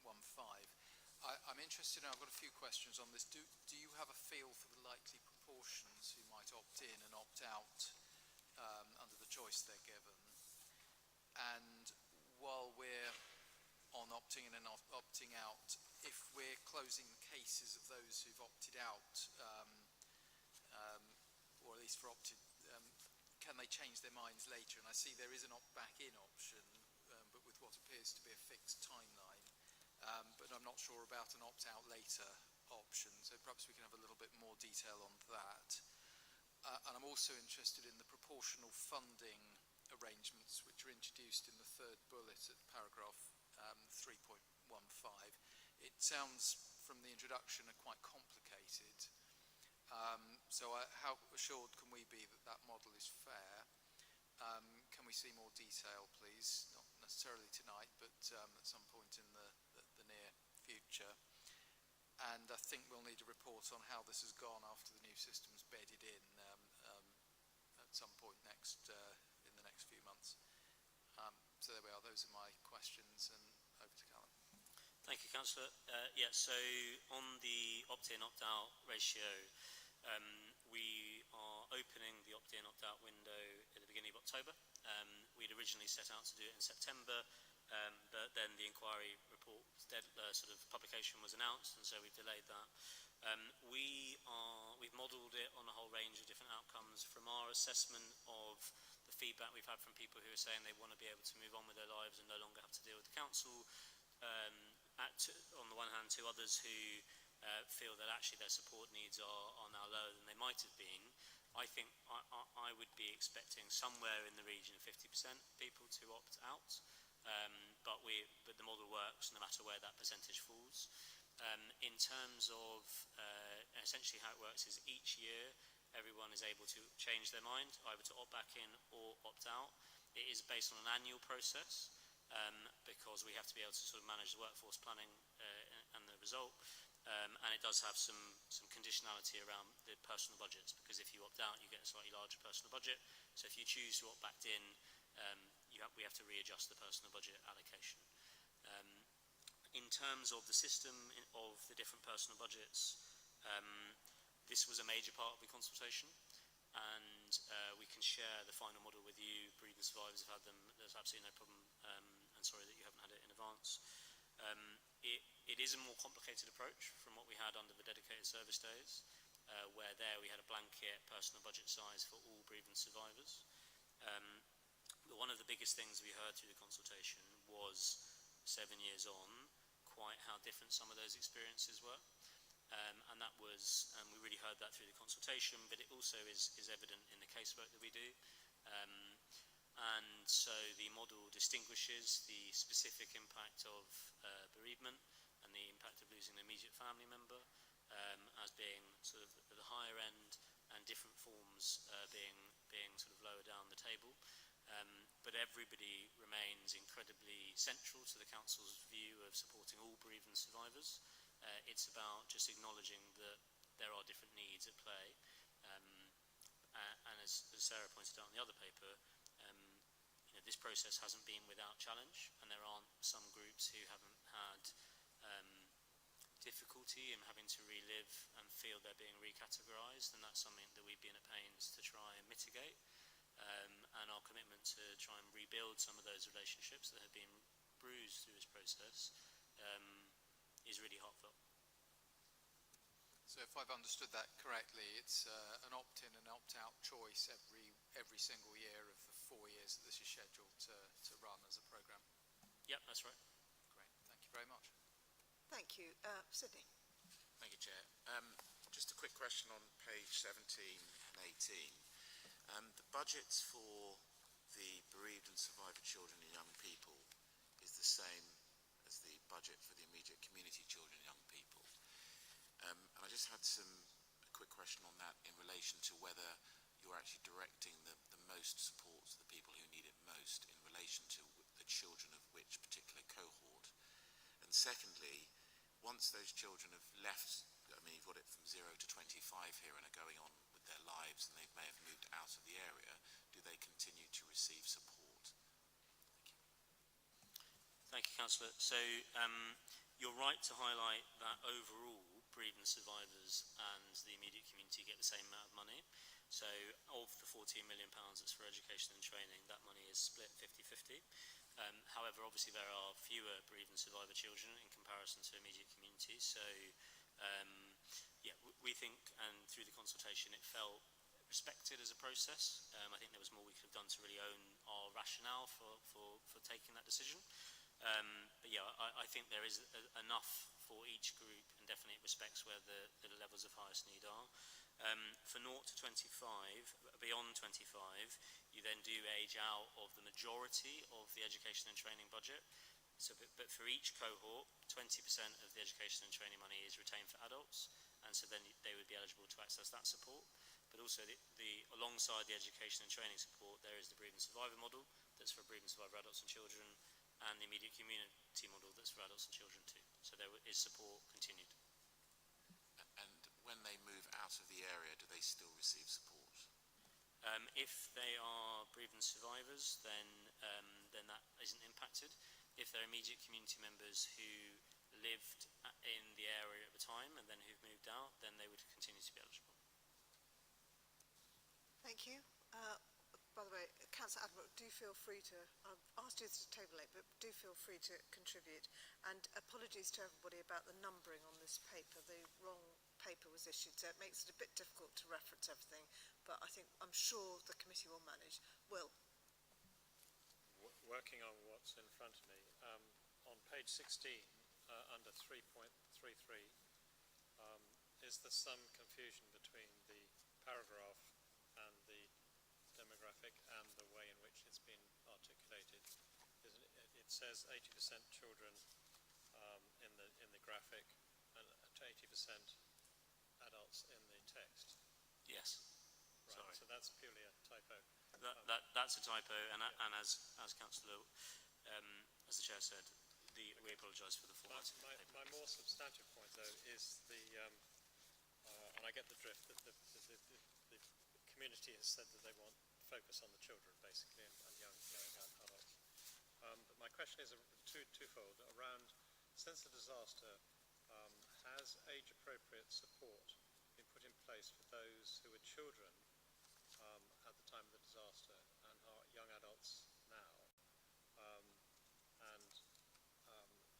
Does this therefore change in terms of the support to include its education, but its education around such things as how you live with earning money, how you live with managing your household, how you manage your acquisition of a job, and such like, unlike doing sort of maths, oracy, and so on in primary school. So presumably there's a continuum of support that's given that goes with the increasing age of those in that cohort. Thank you, Councillor. I think for bereavement survivors, we, on the whole, not all everyone, but on the whole, we know who those children were at the time of the fire, and for the majority of those families, we've been working with them for a number of years, so we know where they are, and sometimes they've relied on fantastic support from community advocates, from community organisations to be able to make life-changing actions for them. I think where I hope the new model will allow us to improve is while we've always monitored educational attainment for children in the immediate area and looked at school performance from KEA and some of the other primary schools, I think our improved focus on the immediate community should allow for better sort of long-term relationships and long-term tracking of people's outcomes, really, in a way that I think we could have improved before. Thank you. And a supplementary to that is support in place for those who are born after the disaster, and which agencies are the best conduit for this? Presumably it will be our schooling system, perhaps, will be major in this, but not exclusively that. Yeah, so thank you. So children who've been born afterwards are entitled to this support. The council, separately to this arrangement, has had a Grenfell Education Fund that it's invested in schools and individuals, a lot to our local primary schools for whom most of their age group now are children who are either very young or just born afterwards. So we recognise the ongoing impact of Grenfell on children who are either born into bereavement survivor families or who live in that area and have grown up knowing nothing but Grenfell. And I think as a council, our children's services colleagues and our schools, we are committed to do everything we can to try and ensure their horizons aren't defined by Grenfell. Thank you. Thank you. Lucy. Just one very quick question, which is just on the steering group, and to understand if that's a kind of will permanently be there to kind of guide this programme through its sort of early stages and yeah. That's the implementation steering group for the community. So we set that up after the leadership team's decision was taken in June. It was originally designed just to run through the implementation phase of the programme, which will take us into the autumn. What we're waiting for is some of the recommendations from the external scrutiny team around future scrutiny and monitoring, because partly I think that will help determine what form that takes, but there's certainly been appetite from the group and people who've been involved in the group to have some kind of mechanism exactly like that, both to steer the implementation but then to oversee some of the delivery and make sure some of the support is being delivered in a way that was intended. So I think absolutely we're open to that prospect. We're just waiting to see what some of those recommendations are from the external scrutiny team. Thank you. Claire. Thank you. I wanted to just quickly highlight on page 4, 1.2, where it refers to this support needs to be part of a wider commitment by the council and its partners, both to meet the needs of the immediate community as well as ensuring the fundamental changes.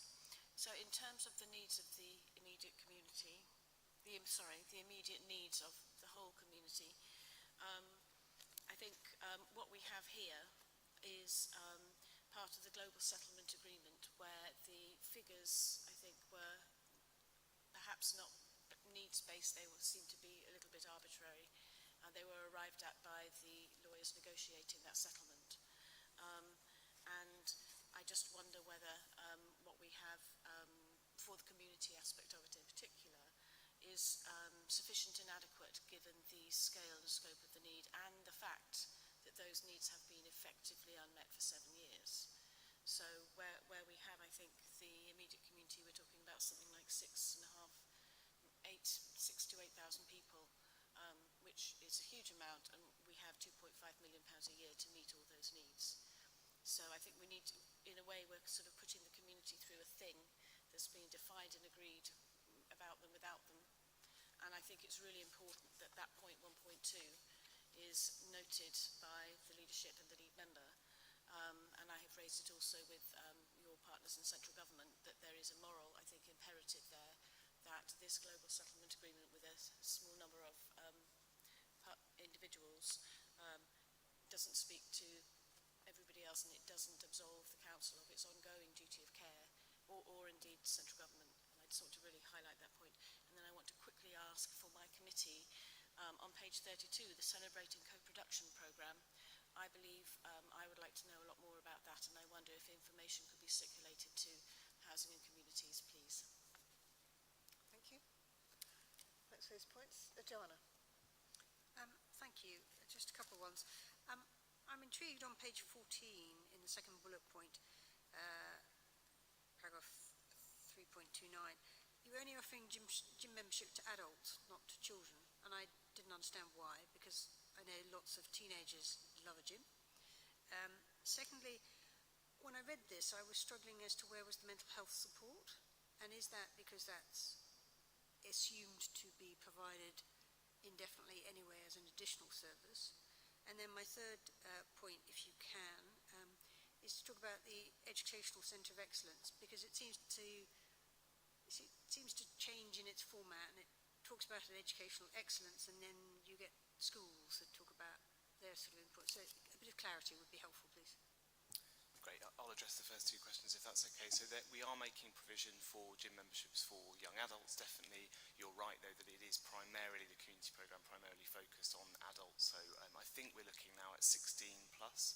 So that will be gym memberships for anybody over the age of 16 in the local community. What we're doing with the implementation steering group is trying to firstly to secure some additional funding to match what we've managed to allocate through this programme from the NHS and from public health, so that we can make sure we maximise the impact of those memberships across both young adults and older adults as well. The mental health programme, so what we do have through, there is some mental health support specifically as part of the education and training programme, which is in schools.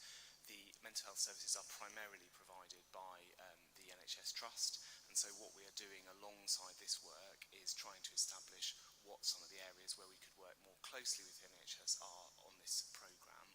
What we do have through the community programme is a series of community activities. We've begun some conversations about what focus people want those to have, but they are very clear, and certainly the discussions with the implementation steering group have been very clear that they feel mental health is the responsibility of the NHS, so it's incumbent upon us to work with them to make sure that support is getting to the right people. Thank you. Thank you. Joanna? Sorry, just to take the education centre question, but also just on the NHS, the only other thing to say is this is consultation purely about what the council can do, essentially. But we have shared all of the feedback regarding the NHS offers with the NHS, so to ensure they haven't had to sort of reconsult with the community again about what we heard. And we heard a lot about the importance of ongoing mental health, about the need for more available physical health support, more available counselling, more trauma-informed, more culturally appropriate. And we know that the NHS colleagues are looking into this, but that isn't in this paper. On the Educational Centre for Excellence, this is a key part of the educational implementation. So I think where we are at the moment is we had a clear steer from bereaved survivors and residents about a desire to have a centre that they could rely on, in addition to the schooling systems that many of them really valued, to be able to access additional support that they've been struggling to get. Some of that through the NHS, some of that through general public sector systems, and some of that due to waiting times and others. Where we are at the moment is the need to ensure that the model delivers, and therefore in this implementation our challenge is to work with that sentiment that we've heard from bereaved survivors and residents, and to work alongside our schools, who are the leaders for the educational attainment for our children, to ensure that the final model works both for what the community wanted and works practically at an educational level. So there we are, we've got a whole programme that we talked to head teachers last week about that covers exactly what types of interventions will be available, how residents will be able to access it themselves, how residents will be able to access it through schools, and where exactly this type of intervention would be delivered. So there's work to do on that exact detail, which we can keep you up to date about. So can I just ask, it's not a physical centre, it's almost a sort of a virtual hub? Well, yeah, so this was the issue with the original name. So I think some of the schools thought it was a centre where children were going to have to come to. I think there is a part of that because there's, of the children who live in the 500 metre area, only 40% of them go to those schools within the 500 metre area, and then you have bereaved survivors, the vast majority of whom don't live in that 500 metre area. So there is a desire for a place for some people to go, but the vast majority of delivery is more like a hub. Thank you for that clarification. Preeti. Thank you, Chair. Thank you for this report. I have a request and just a couple of quick questions. That is on page 9, 3.16. You talk about the recruitment of the new team. The recruitment process, will it be internal or external? And how big will this team be? And will there be any, what sort of training will you be providing? Then I have, my next question is on page 19, 3.26. You talk about the advocacy team, which hasn't had much support, so the funding has been reduced. So if you could slightly elaborate on that. If they're not going to be doing housing, what will they be doing? I would like some clarification. Finally, page 17, 3.35, the table, it's the last point in your table. It talks about bursaries. And with the bursaries, are the bursaries going to be paid directly to an individual, or will it go to the relevant institution? Thank you. That's 3 questions. And may I just make one request? Sorry, Chair. It's a brilliant report. Thank you. In my opinion, it would be quite good to have some sort of a flow chart or organogram that says what Grenfell support team with all the subsections. It would be very helpful because there's so much data to absorb. So thank you. Thank you, Councillor, and we'll definitely take that last point on board. On the first question, which now I can't remember what it was. Advocacy team. No, it's the recruitment, wasn't it? So so the recruitment's been completed. So essentially, this is for the bereavement survivor model. What people wanted was, for those people who are opting in, for those people who are opting out, they obviously weren't particularly interested in what happened with the recruitment process. But for those people who opted in, who were telling us they wanted an opt-in potential, is they wanted the ability to have stability with their worker, and they wanted the ability to maintain some of those relationships that have worked for them. So we've worked really hard through this consultation process, and I'm indebted to my team for bearing with us, because essentially we put the community first to understand what model they want, and while we've worked with the team to ensure that we are taking them through this journey, but second to the community first, which is the right way to do it. So we've completed that process. We have a team that we're going to be communicating to bereavement survivors so they can make their decision about whether they want to opt in or opt out in the knowledge of who would be available to support them. But they are all people who've been in my team working with bereavement survivors for at least 5 years. And most of them have been on this journey with me the whole time through the service, which is why they're good at what they do. Joe, do you want to pick up the second one? Yeah, Thanks, Councillor. And on the advocacy team, so one of the things we heard really clearly through the community consultation was that people wanted additional support with housing, with health, and more broadly, I think, to navigate the system. We originally put forward a budget allocation for that team, and we had some comments that people weren't comfortable with the amount of money that we were proposing to spend on the team, especially when it could be taking away from more direct forms of support, like the wellbeing grants, which are also part of the community support model. So what we now have is a core of 4 workers and a manager who will be in place hopefully later this year. And what we've been talking to the implementation steering group is about how that team will work in the community and how it will work with housing and with health and with other services to really effectively connect residents to that support. And also one of the things that they've raised, which touches on issues we've already discussed this evening, is how that team can help to drive some of the wider changes in the council and encourage departments, establish where obstacles, where things aren't working, where residents are hitting roadblocks, where services perhaps aren't present in the right places or aren't responding to the right kinds of needs. It's going to be a small team and it's a big group of people to work with, but I think we're confident that we can use that team to repeatedly share learning, and that's certainly something that the implementation group is very keen to see us do. Thank you. Can I just... sorry, go on, Preeti. Sorry, and the answer to bursaries? Yeah, just on bursaries, yeah, so it's either paid directly, or if people want to opt out and not have to work with the council anymore, it'll be paid into educational trust funds. Thank you. I was going to ask Mona, and then have you got any questions? Okay, come here.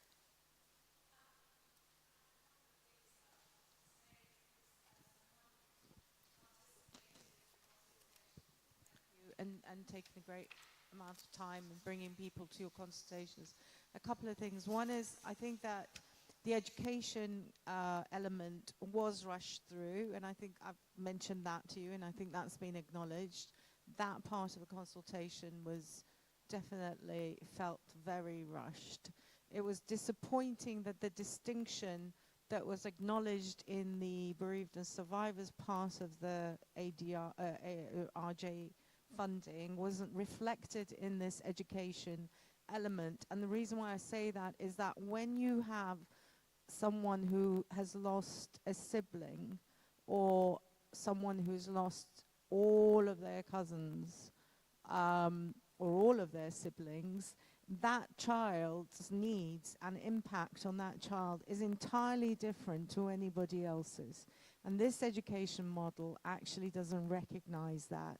It has made it equal in terms of what education support will be available to people in the community, to survivor children, and to those children who are next of kin, immediate family members of the deceased.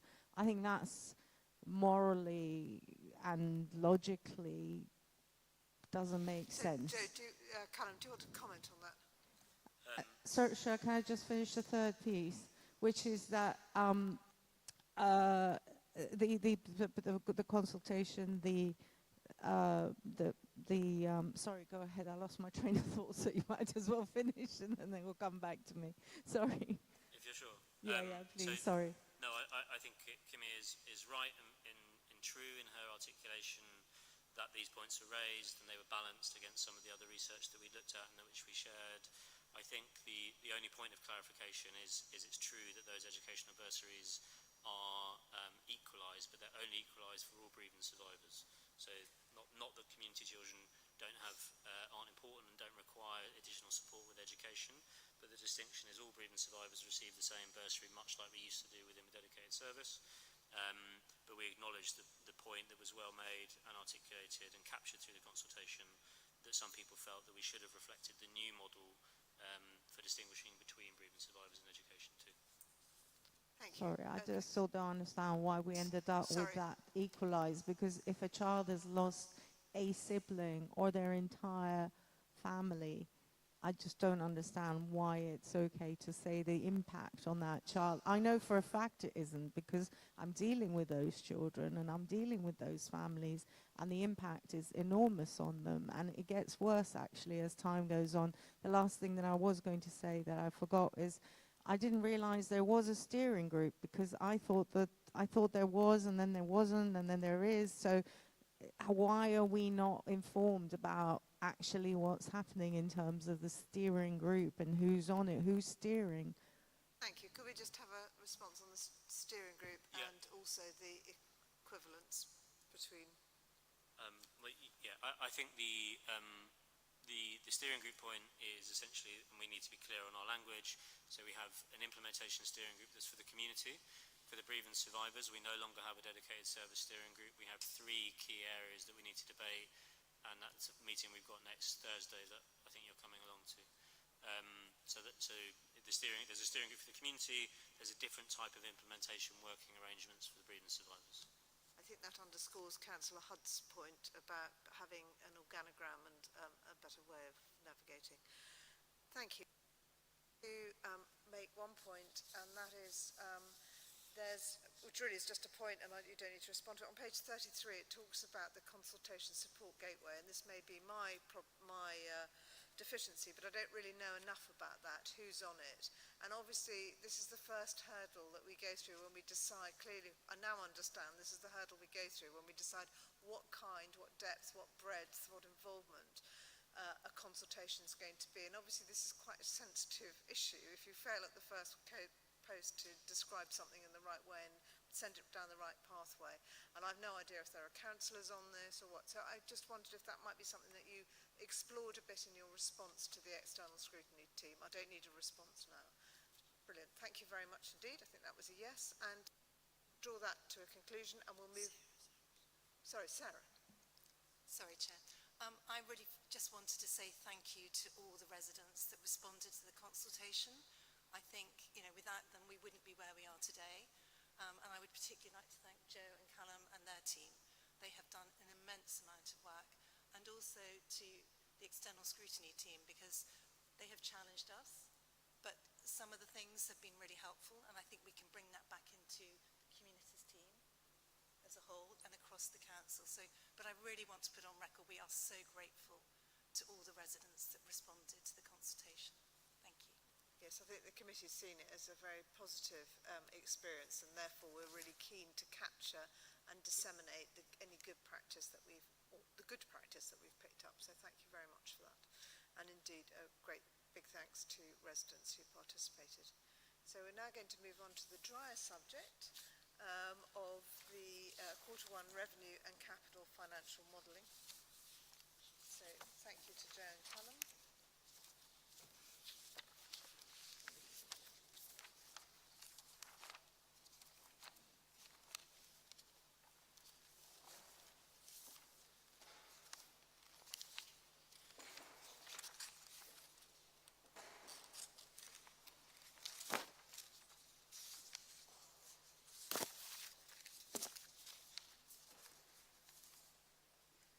Obviously not everyone's as fascinated by the numbers as some of us are.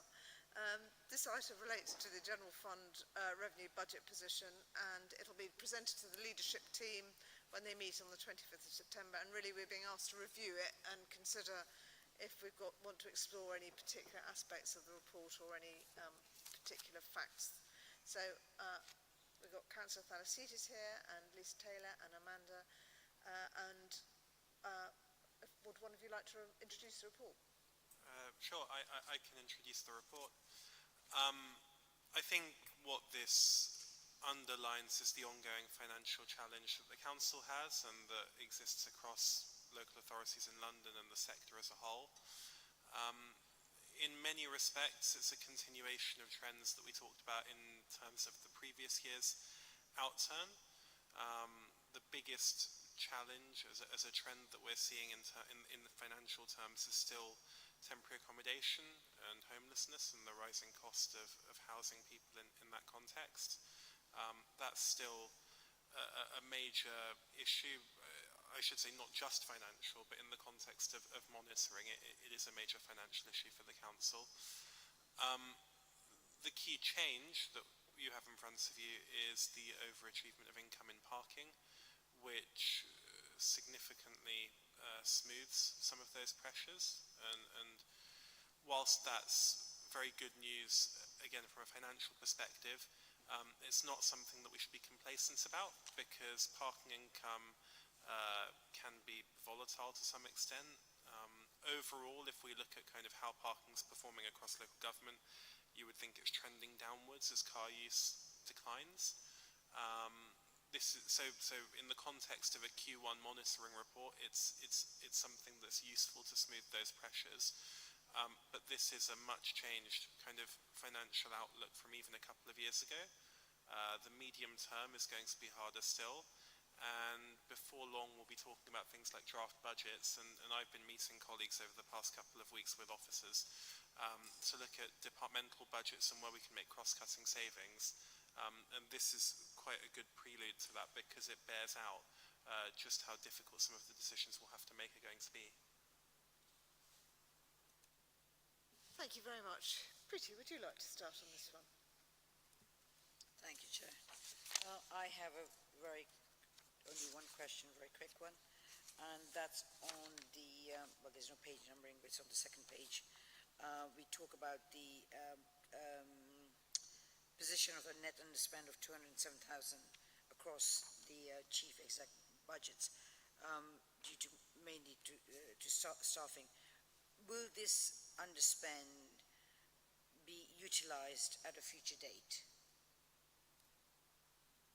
Or who wants to comment on that? Lisa wants to. I will. Now I can use the microphone. So this is an underspend in year through the work of the budget challenge and the recruitment panels that we've been undertaking across all of the departments. And this will then feed into the budget review that Johnny's referred to that we're doing on the budget challenge for future years as well. So what we're seeing a trend in some areas is where there's a saving in year, that saving is carried forward into next year.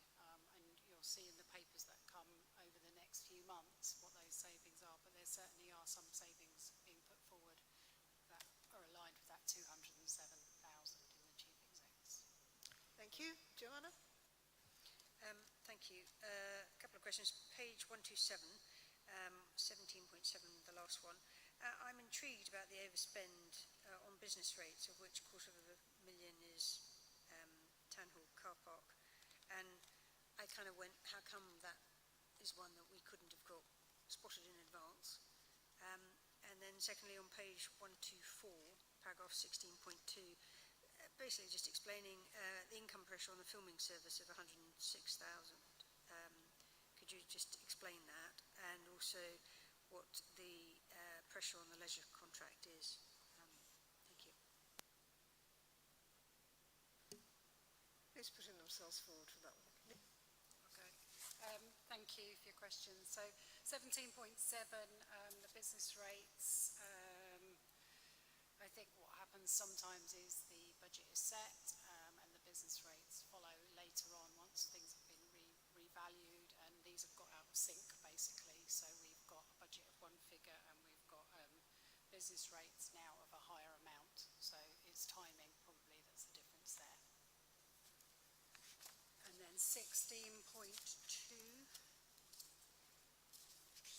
around filming. So we've got a budget for filming which has been what we think we might achieve for the year. At the moment we're not achieving that, but we are continuing to work on how we can increase filming in the borough, and we're doing a piece of work. Again, Johnny's referred to the budget for the future years around how we can improve income and bring more monies in. So there is some work going on around some of those options at the moment. And then the other one around the leisure contract. Sorry, let me just find it. What is the top-up payment on the management fee? Yeah, so I think this is around, obviously coming out of COVID, and there's been changes in the leisure contract. This is to realign the leisure contract, and I think we've come a long way with the gap that we thought we were going to have and monies we thought we would need to pay for the leisure contract. So it is gradually improving over time. Thank you. Claire? Thank you. Yes, I had a quick question about housing revenue account capital position on page 114, and I could see that there's a forecast underspend. And that being the case, I wonder if you can just explain, why are we transferring £3 million from the HRA to the HRA capital? So on the revenue position on page 113, mentions that there's a £3 million transfer to the capital.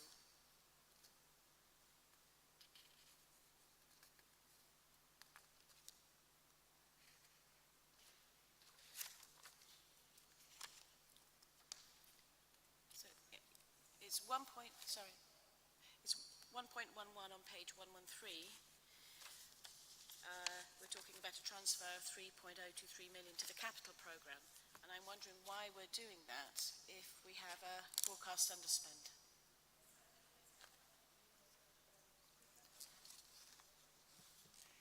When we set the budget, we always budget to transfer some monies to the capital programme. We are underspending on the capital, or forecasting an underspend on the capital programme at the moment. But what we do is, if we underspend, then we roll that money forward for future capital investment.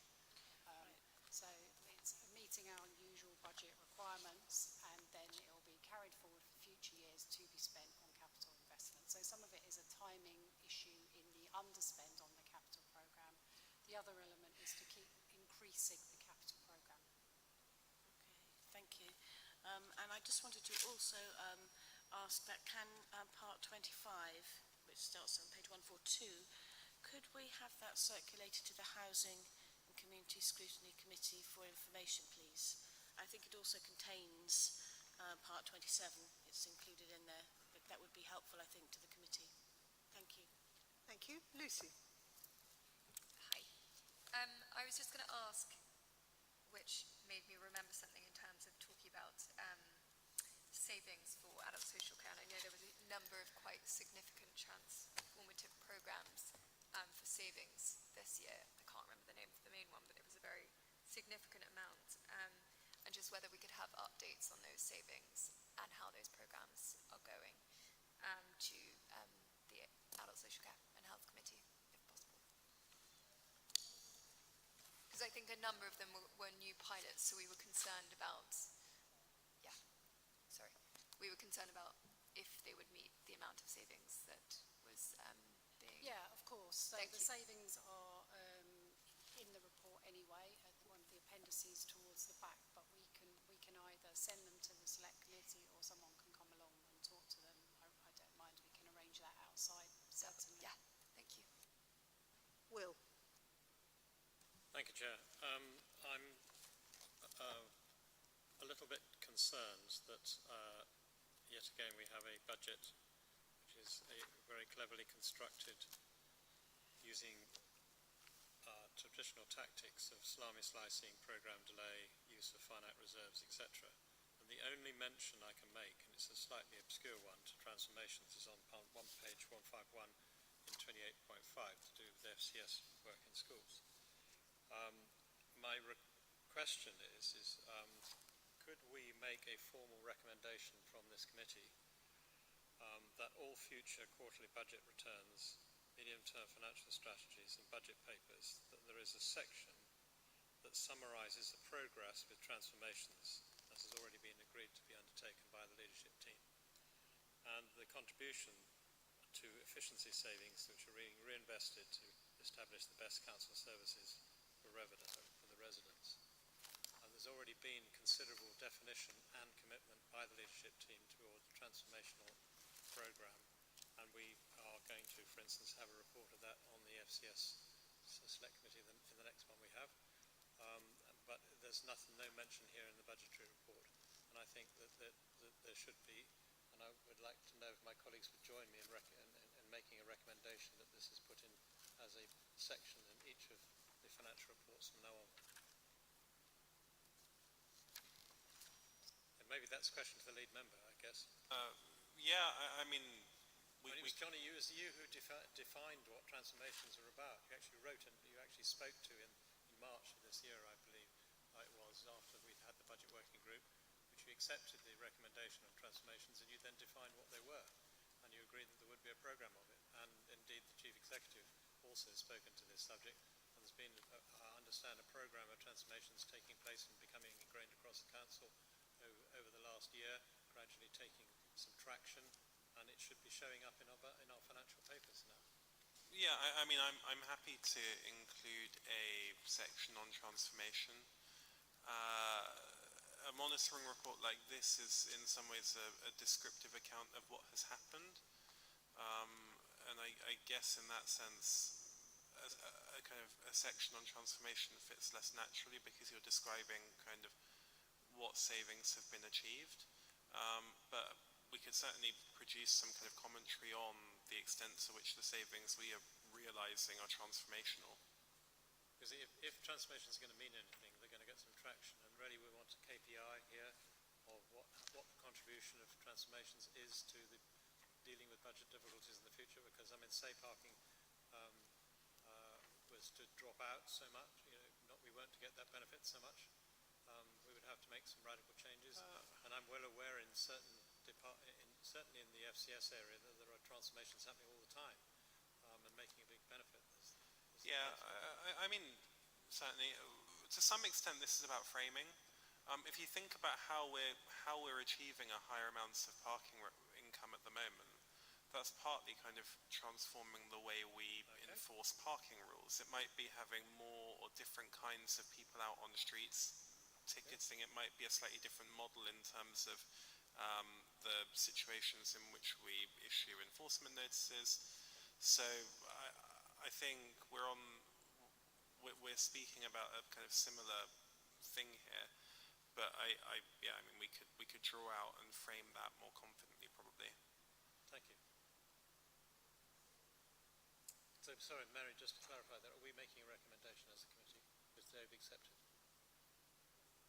Well, so minute is as a recommendation, because I know in scrutiny terms that's a different category of minuting and process. So I think this would be a formal recommendation from us, which in this discussion has been accepted by the lead member. Thank you. Thank you, Chair. Just a very quick question. Thank you for this report. Bottom of page 154, talking about savings, paragraphs 30 bullet 4 and 30 bullet 5. Obviously, it's commendable that we've managed to get 87% of total savings has been achieved, but the 13% hasn't. But the 13% looks like, if you look at the last line for both, due to procurement delays. So I just wanted to hear a little bit more about that on the basis I thought that last year we'd done something on procurement so that our procurement would be better and more efficient, yet we haven't managed to achieve something based on procurement delays. And it also isn't clear whether those procurement delays means that if we do then actually do the procurement and actually realise the savings, we'll actually get them. So I'm just a bit confused by that. Thank you. Thank you. So this is predominantly in our facilities management area. We've got two elements of facilities management. We've got soft facilities management and hard facilities management. I think the procurement process has been more complex than we thought it would be. We want to make sure that we get the right contractor working with us moving forward. So there has been a bit of a delay, and that is whilst we get the tender documents right to go out, and then obviously they come back and re-evaluate them. So there has been some delays there. It's not all from the procurement side. I think it's partly us working up from a service point of view what we want as well.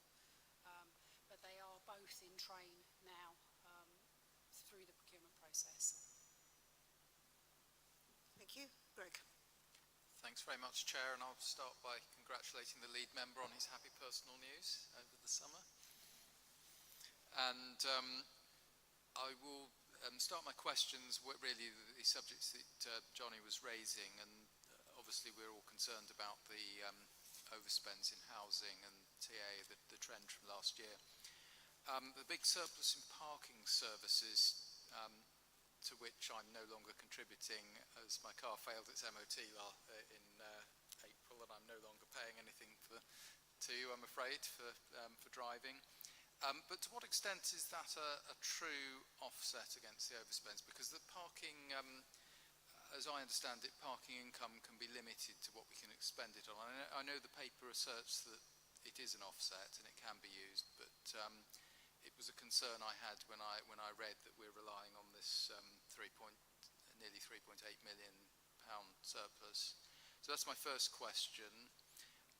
The second one, which is more of an observation that I've made before, I think it's good to see that you're allocating the Section 106 money for use on page 152. But I thought there's still some way to go on the borough sill on page 153.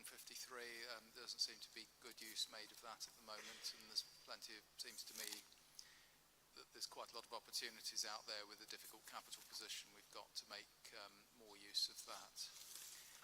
And my third point, which is a question, a slight worry I have on page 161, that the council tax collection rate has slipped across the board by 1 percentage point this year. And I'm wondering whether you've got any insights into why that might be.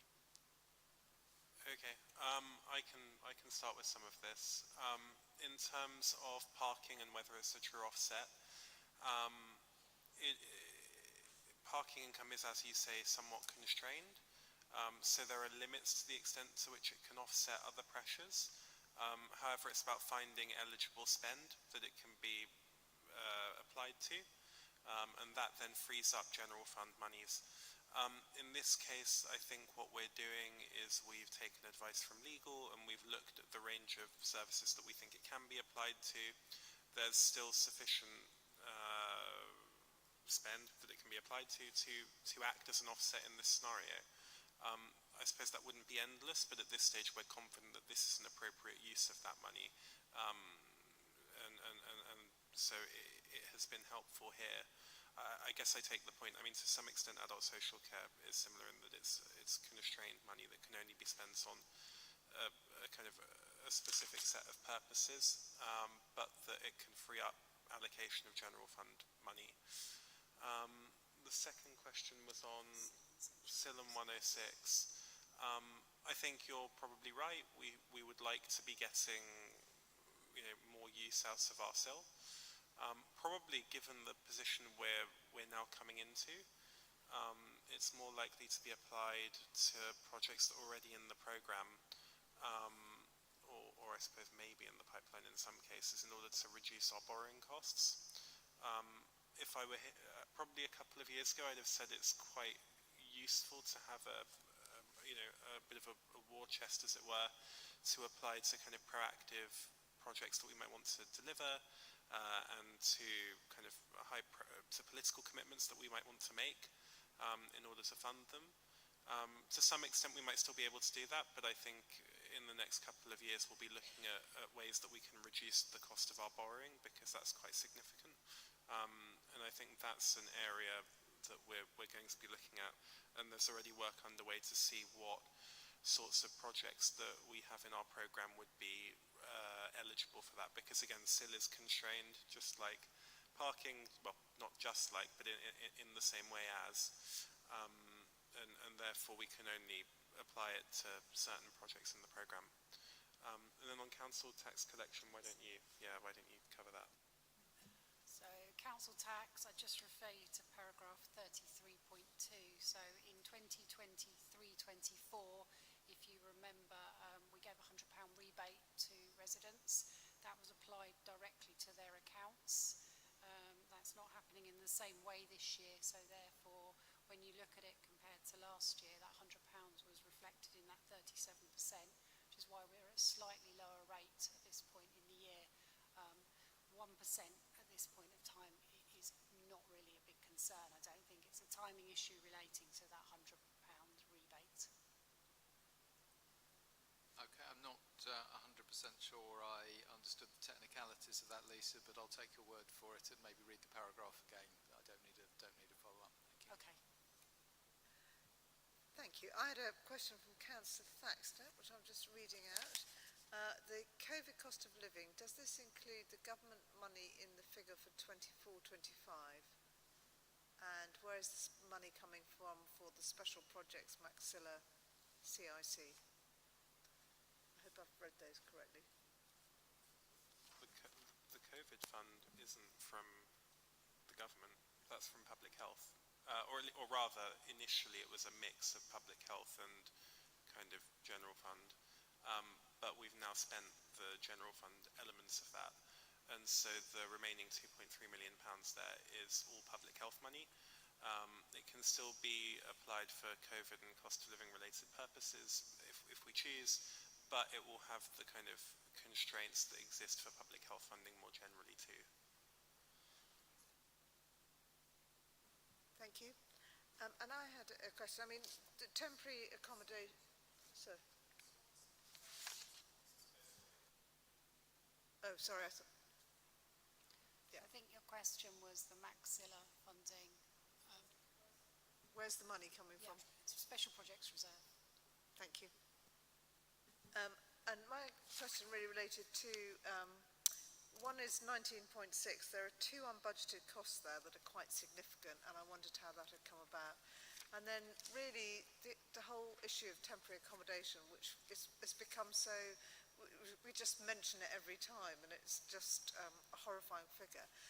Do we have any grasp of, I mean, I think last year when we set the budget, we didn't set a budget that wholly covered the overspend in that year because we thought it was going to get better. I don't know if I'm remembering that incorrectly, but I mean, clearly we're going to have an even bigger budget next year. And are other London boroughs managing to bear down on it better than we are? No, didn't think so. And are we acknowledging that we're going to have to make a much bigger budget for this next year? Yes. Well, rather, no other London boroughs are not particularly better managing. I mean, without getting into the granularity of it, broadly speaking, they're not. The average London borough at the moment is projecting a 15 or 20 million pound overspend.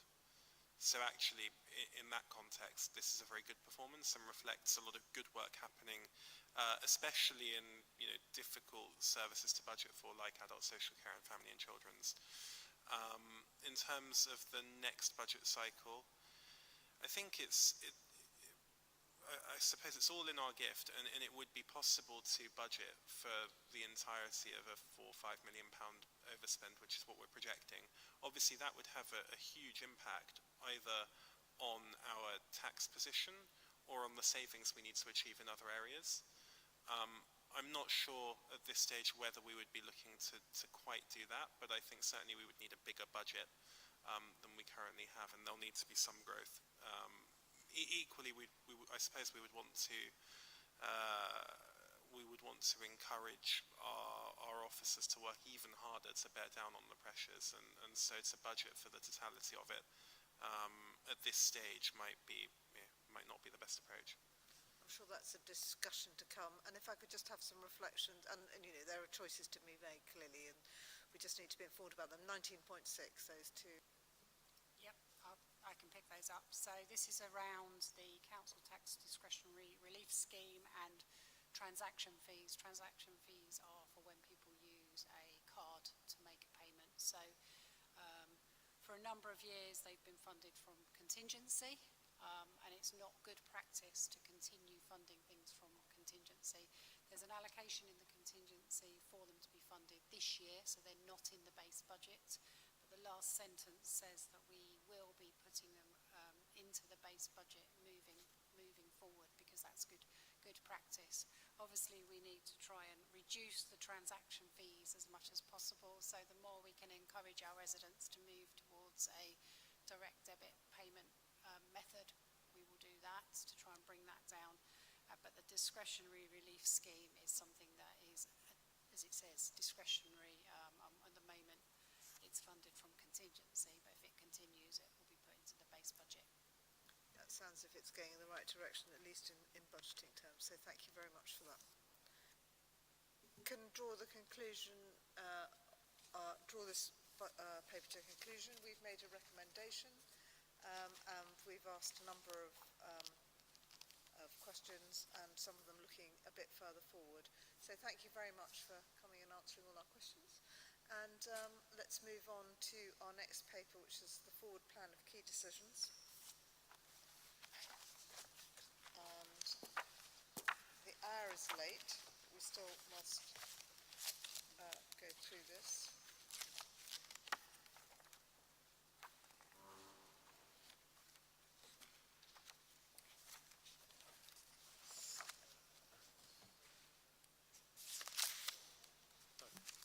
ask a question for information, which is under 3.6.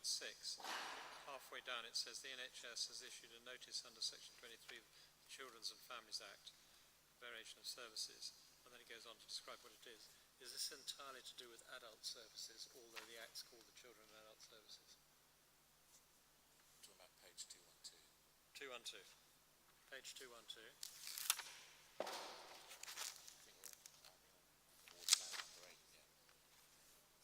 Oh, sorry, pardon me, I got the wrong, I got ahead of myself. Yeah, Sorry, yeah.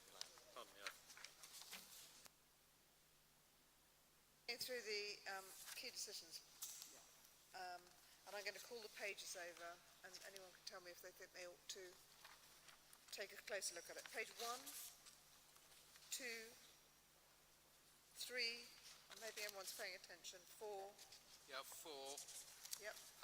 Just to make a note that the draft statement of gambling policy, I think we've already agreed that we're going to have that in ESC, but as an out-of-committee circulation. Thank you. 5, 6, 7, 8, 9, 10, 11, 12, 13, 14, 15, 16, 17, 18, 19, 20, 21, and 22. Good. And we go to the annual scrutiny work programme.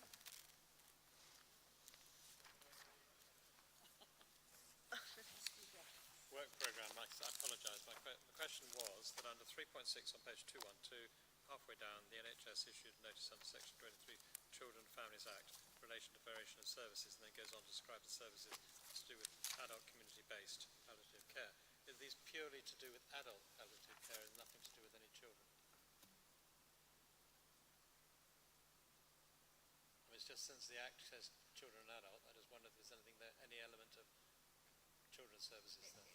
That's the Act, but it's adult community-based palliative Purely care. adults. And Councillor Knight is on the North West London JOSC, Yeah, and that fine. scrutiny is going through